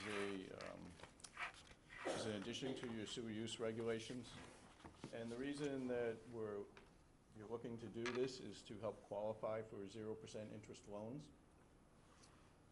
There are 5 requirements, just to review quickly, to qualify for a 0% interest loan. The first is that the project be related to nutrient enrichment projects to reduce the nutrients, which you're doing. The second one is you're not under a Mass Department of Environmental Protection enforcement order, which you're currently not. The third one is that you have an approved comprehensive wastewater management plan, which you have. And the fourth one is that that comprehensive wastewater management plan is consistent with the regional water resources management planning, which when you went through the Cape Cod Commission review, they indicated that in the certificate that they gave you, so you're in compliance with that. And the fifth one is that you've adopted land use controls that are subject to the review of Mass DEP and the Department of Housing and Community Development. So the regulation that we put forth in July, again, is modeled after 3 or 4 others that we've helped communities do and have been approved by DEP and the Department of Housing and Community Development, which is, after we all discuss this and come to an agreement, we would need to submit it to those 2 agencies for their review and approval. What this does is a little bit of the discussion previously, and again, the only changes here is Mr. Giorgio, when doing his final review, noticed that we did still miss one of the proposed changes that we had been discussed, referencing that the administration was going to be done by the water commissioners in the future, so we've just deleted that out, essentially, and all the powers remain with the Board of Selectmen as sewer commissioners. But essentially what this does is it limits, or it puts in place a plan which limits to the flows that have been put forth in the approved comprehensive wastewater management plan. It details it in the table that's referenced. It's broken or divided into the 5 watersheds plus 3 additional areas that were called out, being the campground and Great Sand Lakes. The other watersheds are Allen Harbor, Herring River, Pleasant Bay, Saquatucket, and Witchmere. And then the third area was the Route 28, which is really Harwich Port. So those flows are taken out, put in the table directly out of the Comprehensive Wastewater Management Plan, and you would manage to those flows. That's based on actual water use.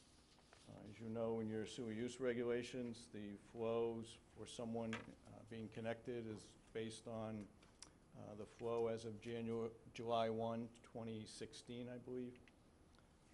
And then it gives the figure showing where those areas are and the proposed areas that to be sewered within those.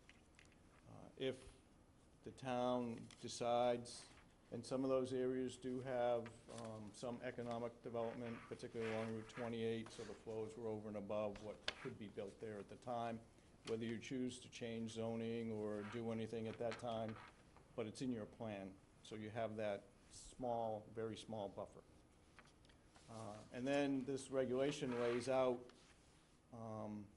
if you wanted to change the flows, or someone came in with a proposal to change the flows from one watershed to another, or one of those other 3 areas, or if you wanted to sewer an area outside the areas that were defined to be sewered within that watershed, just the process that you would go through in order to do that.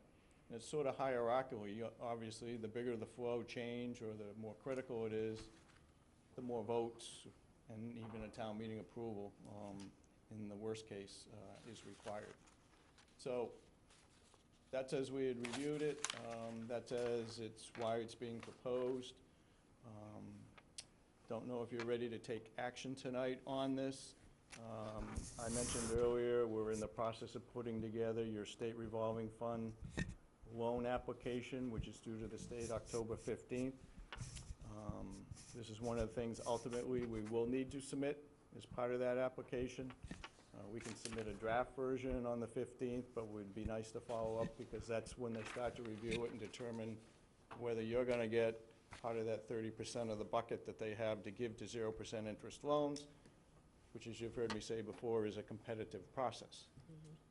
Now, the good news is you've been rated as the highest in the whole ranking for the SRF right now, but it'd be good to keep you, sort of in that same ranking. We want to try and put as complete an application as possible as we can. So, be happy to answer any questions. John, did you have something you wanted to? No. Okay. No. Don? Through you, Madam Chair, can you walk me through that again, David, about why we dropped out the water commissioners? Because it was my understanding that our intention all along has been that we're going to build the system as the sewer commissioners and board of selectmen. When that happens, at operation, we're cutting loose. So why was that deleted? But it's my understanding you haven't done that charter change yet. We The have charter not. change was not in this application. So we could go back and change But this. that doesn't alter our Right, so- intention, does it? But No, not at all. We're just doing it as of where you stand today. okay. Got it. Anything And that's else? why I had read right through it, because I was still of that mindset, but as And John that's what points out, I- we should be and- doing it and I as to caught where you that. are today. Ed? We need, Hold on. excuse me, go ahead. Madam Chair, I'd like to move approval of the proposed land use controls for wastewater flow management. Okay, it's been moved. Second. Moved and seconded. Further discussion. Larry, did you want to? Oh, I was gonna say, one of my comments that I made was removing that because it's not our position today. We have to go back to town meeting and do it. I would further state from a policy side, we still are responsible for CWMP, which is part of the waste of the land control. It's the operation and maintenance that goes to the water side. But that's not why I got that, asked as to long as it remove doesn't compromise their ability to move in that other direction, because it. It has nothing to do with that, no. Okay. I don't want to be a sewer commissioner forever. So it's been, oh, sorry, Noreen, go ahead. Thank you, Noreen Donahue. Just one quick clarification. On the part about reallocation of flows, when this was described to us last winter, I got the impression that a decision like that would go to town meeting. But on the document that I'm looking at, it only goes to town meeting if it requires a zoning change or if it requires funding. So if it, if it were generated by a gift of land or something that didn't require funding, basically it would be simply the Board of Selectmen that would make that decision. And if that's what your intention is, fine, but I get the impression people are saying that it would go back to town meeting. And on page 2, in the 4A section, I don't read it that way, unless it's been changed in the version just given out. Zoning has to go to- Any zoning changes will Zoning have to has to go to town have to meeting. have public Right, hearings. right, but if it doesn't require a zoning change, this is saying that regarding a reallocation of flows, by unanimous vote of the Board of Selectmen and by positive vote of a legally convened town meeting, if zoning changes are required. But if zoning changes are not required, to me, that says it's a Board of Selectmen decision. Maybe that's what you want, but I hear people saying it has to go to town meeting. But that also reads that zoning changes or town funding is required. Right, So but if there was if- any piping or anything to effectuate this, it would be town funding. So Funding. basically, the town meeting would be necessary in either circumstance. What if it was a gift? I mean, it's just, I just don't understand why the language isn't clearer. Do you want it to go to town meeting or not? Oh, well, Simple as that. anyone have any, I mean, I know. Simple answer is no, not always on this. Okay. Because if we're reallocating and we're not affecting building, growth, things people require zoning changes or affecting money, I think we should be able to make that decision as an elected Board of Selectmen. And that's consistent with you implementing the comprehensive wastewater management, Management because all of plan. these are staying within the flow percentage. Percentage, right. Well, That really doesn't give us a lot of authority, because most things that people would be concerned about, moving from residential to commercial or adding new growth, would Okay. have to go back as a zoning change or would take some type of funding. Right, no, I know it's late. No, I just wanted a clarification, because when this was spoken about at other times, it was always spoken about in terms of any change would go back to town meeting. Yeah. So, Ed? thank you. The flows by sewer service area that have been developed are based on expected future growth potential. It's based on actual flows at the time the flows were generated, and then based on what could be built on lots that had not been built upon. Okay, so the only reason why you would move flows from one sewer service area to another is if your future development potential was being increased, and essentially the only way to do that would be to increase to a zoning change. Well, the scenario that comes to mind that I think has happened in a couple instances is, say you acquired a parcel of land that had been proposed to be developed and was in the build-out flow, but you acquired it as open space. Yeah. And so say, and I'll make up a number, 10,000 gallons was not going to then be used in that watershed. And then you had a development opportunity that came into the town in some other watershed. You wanted to move that 10,000 gallon allotment over to that other watershed. Now, that's a simple flow balance. You just have to do the nitrogen balance still, but Yeah. But that's the more But likely to scenario. do the added development potential, it would be addition to what the zoning would currently allow. And it would most likely trigger. Yes. Most likely. There may be a 1% chance where it wouldn't, but 99%, 99 out of 100 times, you'd have to do some rezoning anyway, so. Most likely, yes. But in any case, all that conservation land and such that we would have acquired in the last couple of years, though, that flow's been factored into this. Yes. So that's where we would get any extra, so. Did someone else have that? John? Just as a question, Madam Chair, is this time sensitive where it has to pass tonight? I mean, because we have been trying to do policies and procedures with the first reading and the second reading. No, as I indicated, it'd be good to have this for October 15th. We could submit the draft in that, but it'd be nice to follow up shortly thereafter if you don't want to act tonight. I just mentioned that because this meeting was daunting for me.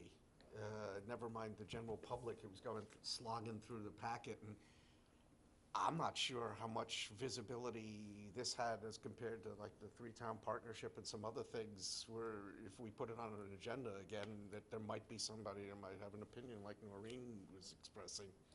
But this was a really big agenda. I know. And I would hate to have something just kind of shoot through because we put it on and we're at I'm gonna fall asleep. 9:52. Well, I think, It's just been Go on through 4 me. times. I think it was the Yeah. 4th or 5th time. All right. I mean, and at Just- this point, unless we bring it back next week, it's kind of, cutting it close. It's been moved and seconded Yeah, at moved this and point, seconded. so. Any further discussion? All in favor? Aye. Okay. Oh, sorry, all opposed. Aye. I seem to forget that 5-0. part a lot. 4-1. Okay. All right, status of easements for phase 2. Is this a quick No, discussion? no. Oh, what? What's that? Oh, you're right. Yeah, we already did that. God, Status of easements for phase 2. God. I have met with, Oh, Michael. I've met with most of the different people. We did move. Not this Michael, Michael. We're listening to, I'm listening. I know. Just trying to- I'm listening, I'm just looking down, trying to. He's So snoozing. just in terms of that, I actually just got the easement plans the other day, so a complete set of there's actually 6 locations in which we're doing it. 4 for the pump stations, 4 of them will be on private property, 2 will be on public property. There are 2 cross-country runs. The cross-country runs are at the plazas. I do have the plans for that. So I will be putting together, and then all the private ways, we have an analysis that's being done. We will be back to the board with a approval of the taking, probably on the private ways, and I will send out the material to the 6 entities, if you would, that we need easements from to get that process. Okay. It may not be done by October 15th, but it should be well underway by October 15th. Okay. Thank you, Chris. And status of Cold Brook. Since you had to sit in the You back. stayed till you stayed until Tuesday. Thank you, John and David. Thank you, John. All right. Right now. Is the easements pump station? Pump stations and private roads. I want to go back to that one. Real quick, I just have one question. He's bringing it all back. It's getting Question. That's quick. Because it's more matter on public. Sorry. She's yelling at me.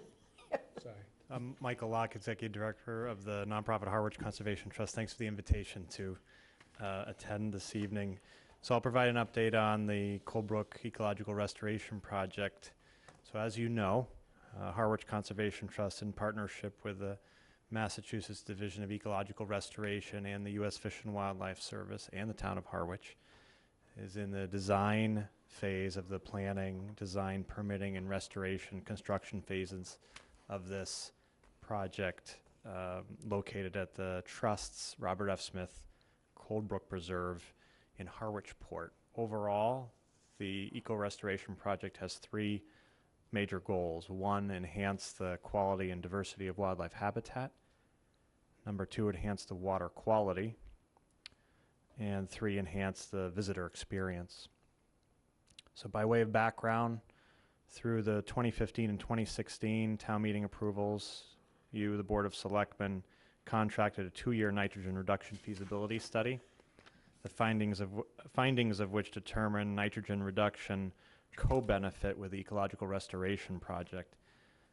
That then led to the May 2017 town meeting voter approval of Article 12, which authorized your board to contribute up to $2 million toward the design, construction, and implementation of this ecological restoration project. The primary interest of the town being the natural attenuation or reduction of nitrogen in the surface and groundwater, which flows through the approximately 66 acre site shown on this slide through the watershed into Saquatucket Harbor. So since that May 27 town meeting approval of Article 12, the project partners have made the following progress. We formed a working group to study design alternatives over a 12-month period. We agreed on a conceptual consensus design, which is reflected in that slide. We've received grants to fund the design phase, including $40,000 over 2 years from the Massachusetts Environmental Trust. That's funded through the state and the sale of the environmental license plates. Another $25,000 from the U.S. Fish and Wildlife Service. Additional contributions from the state's Division of Ecological Restoration and other grant funding. We've begun the drafting of the Massachusetts Environmental Policy Act application. That's the MEPA process, is a state requirement for a project such as this that contemplates changes to bordering vegetated wetlands. We've also submitted a federal grant application for up to $1 million to the National Coastal Wetlands Conservation Grant Program. We hope to hear about that pending grant application possibly by the end of this year, maybe into January. And we've started discussions about a memorandum of agreement between Harwich Conservation Trust and the town to govern site access during restoration, construction, and post-restoration monitoring, as well as govern the contracting process of restoration construction. So that is the update. If you have any questions, I'm happy to try and answer them. Does any board member have any? Chris, go ahead. Just maybe in terms of the mechanics, because they don't own the property, there has to be an access agreement. There also has to be a formal relationship in the form of like an IMA between the town, HCT, and more likely DER. And we are looking at the next stage will be to do more of a design and then construction. the focal point, we have spent about 35,000 kind of studying how to do most efficiently the nitrogen attenuation. So we know in number 8, cell 8, the saltwater marsh is a great nitrogen attenuator. The stream bed is a great nitrogen attenuator, and the ponds are great nitrogen attenuators. And even the marshland is a proven nitrogen attenuator. So we're trying to figure out where those costs that the town funding was for nitrogen nitrogen attenuation versus what DER's goals may be, and then the grant. So it's been a great partnership. We're just trying to figure out the details and how to hold true to what town meeting approved for nitrogen attenuation versus the property owner's intent for the land. Okay. Michael? So just real quick, the 35,000 that we've spent, Michael, you did a great job going through what we're getting. What have we, that's all we've spent so far is 35,000? That's all we've spent so far. And where did that money come out of? It came out of the $2 million appropriation. The $2 and it was for the engineering-related assistance on the, I don't know enough about nitrogen attenuation, so the pond analysis versus the marsh analysis, it was done through a outside professional. Okay, and we have a contract, I believe, with CDM Smith on this one as well? It's through CDM Smith that they hired these people. Okay, and that was, that contract amount, could you, I think it's 35,000, 35,000? and I think we are at the end of that appropriation, that 35,000 contract. And what happens after that? We need to then design out, get to the design stage and find out what our participation in that design is gonna be and what additional support we may need from experts to make sure that it gets what we have for desired results. And one other big component for us, again, I say the town, I feel bad because we're doing our piece and HCT has theirs, but we also have to do a monitoring. So we need to make sure that what we said we're gonna take out, we can monitor to prove that we have in fact taken out that amount. Okay, last question. I attended one meeting and there was a lot of different agencies in the room, and it seemed like we were all on the same page, and I think the word finally kept getting used. We're all in agreement now? Are we, or close to agreement on what kind of attenuation we're gonna do? Is that Yes, part of it? This is where we're going? The consensus conceptual design is what's reflected on that slide. That was one of the items that was reviewed in that stakeholder meeting. Okay, thank you. Larry? Well, because that was my question as well, because I was at the beginning. And when I look at this, I can't tell, reading this, how we compare to the beginning in terms of the pond area and the pond depth, because they're a lot more shallow now. Originally, the ponds were all like 8 or 9 meters deep, and now you've made them more shallow. Looks to me like you've shrunk the ponds a lot.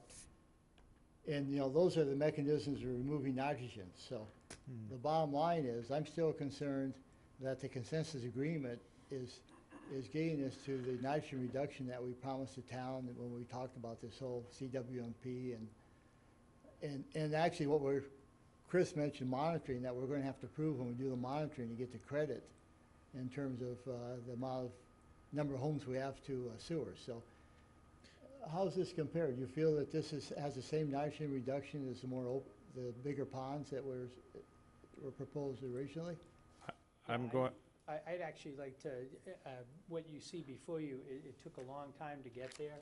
I understand that. I'm just looking at the result. The ponds are significantly, the area and the mass are significantly larger than what was originally desired by HCT.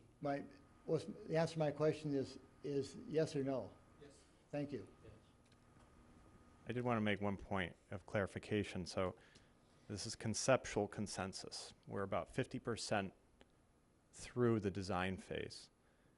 Configuration of ponds, depths in different areas, other design elements are still to be discussed and reviewed and agreed upon by the working group, which includes town administrator, CDM Smith, School for Marine and Science Technology, principally Ed Eichner, Brian House, members of Harwich Conservation Trust Board, myself, and others as-needed consultants, including Massachusetts Division of Ecological Restoration, U.S. Fish and Wildlife Service. So we're still in the design process, but what you see is the consensus conceptual design that has been reached at this point by the project partners. Any further discussion, questions? Thank you, Michael. It's a great presentation. Thank you. Appreciate it. Thank you. Great partnership. So are we really, the contract, we've already really, do we have to have any discussion on Well, this? there was a hold on the, I had a question.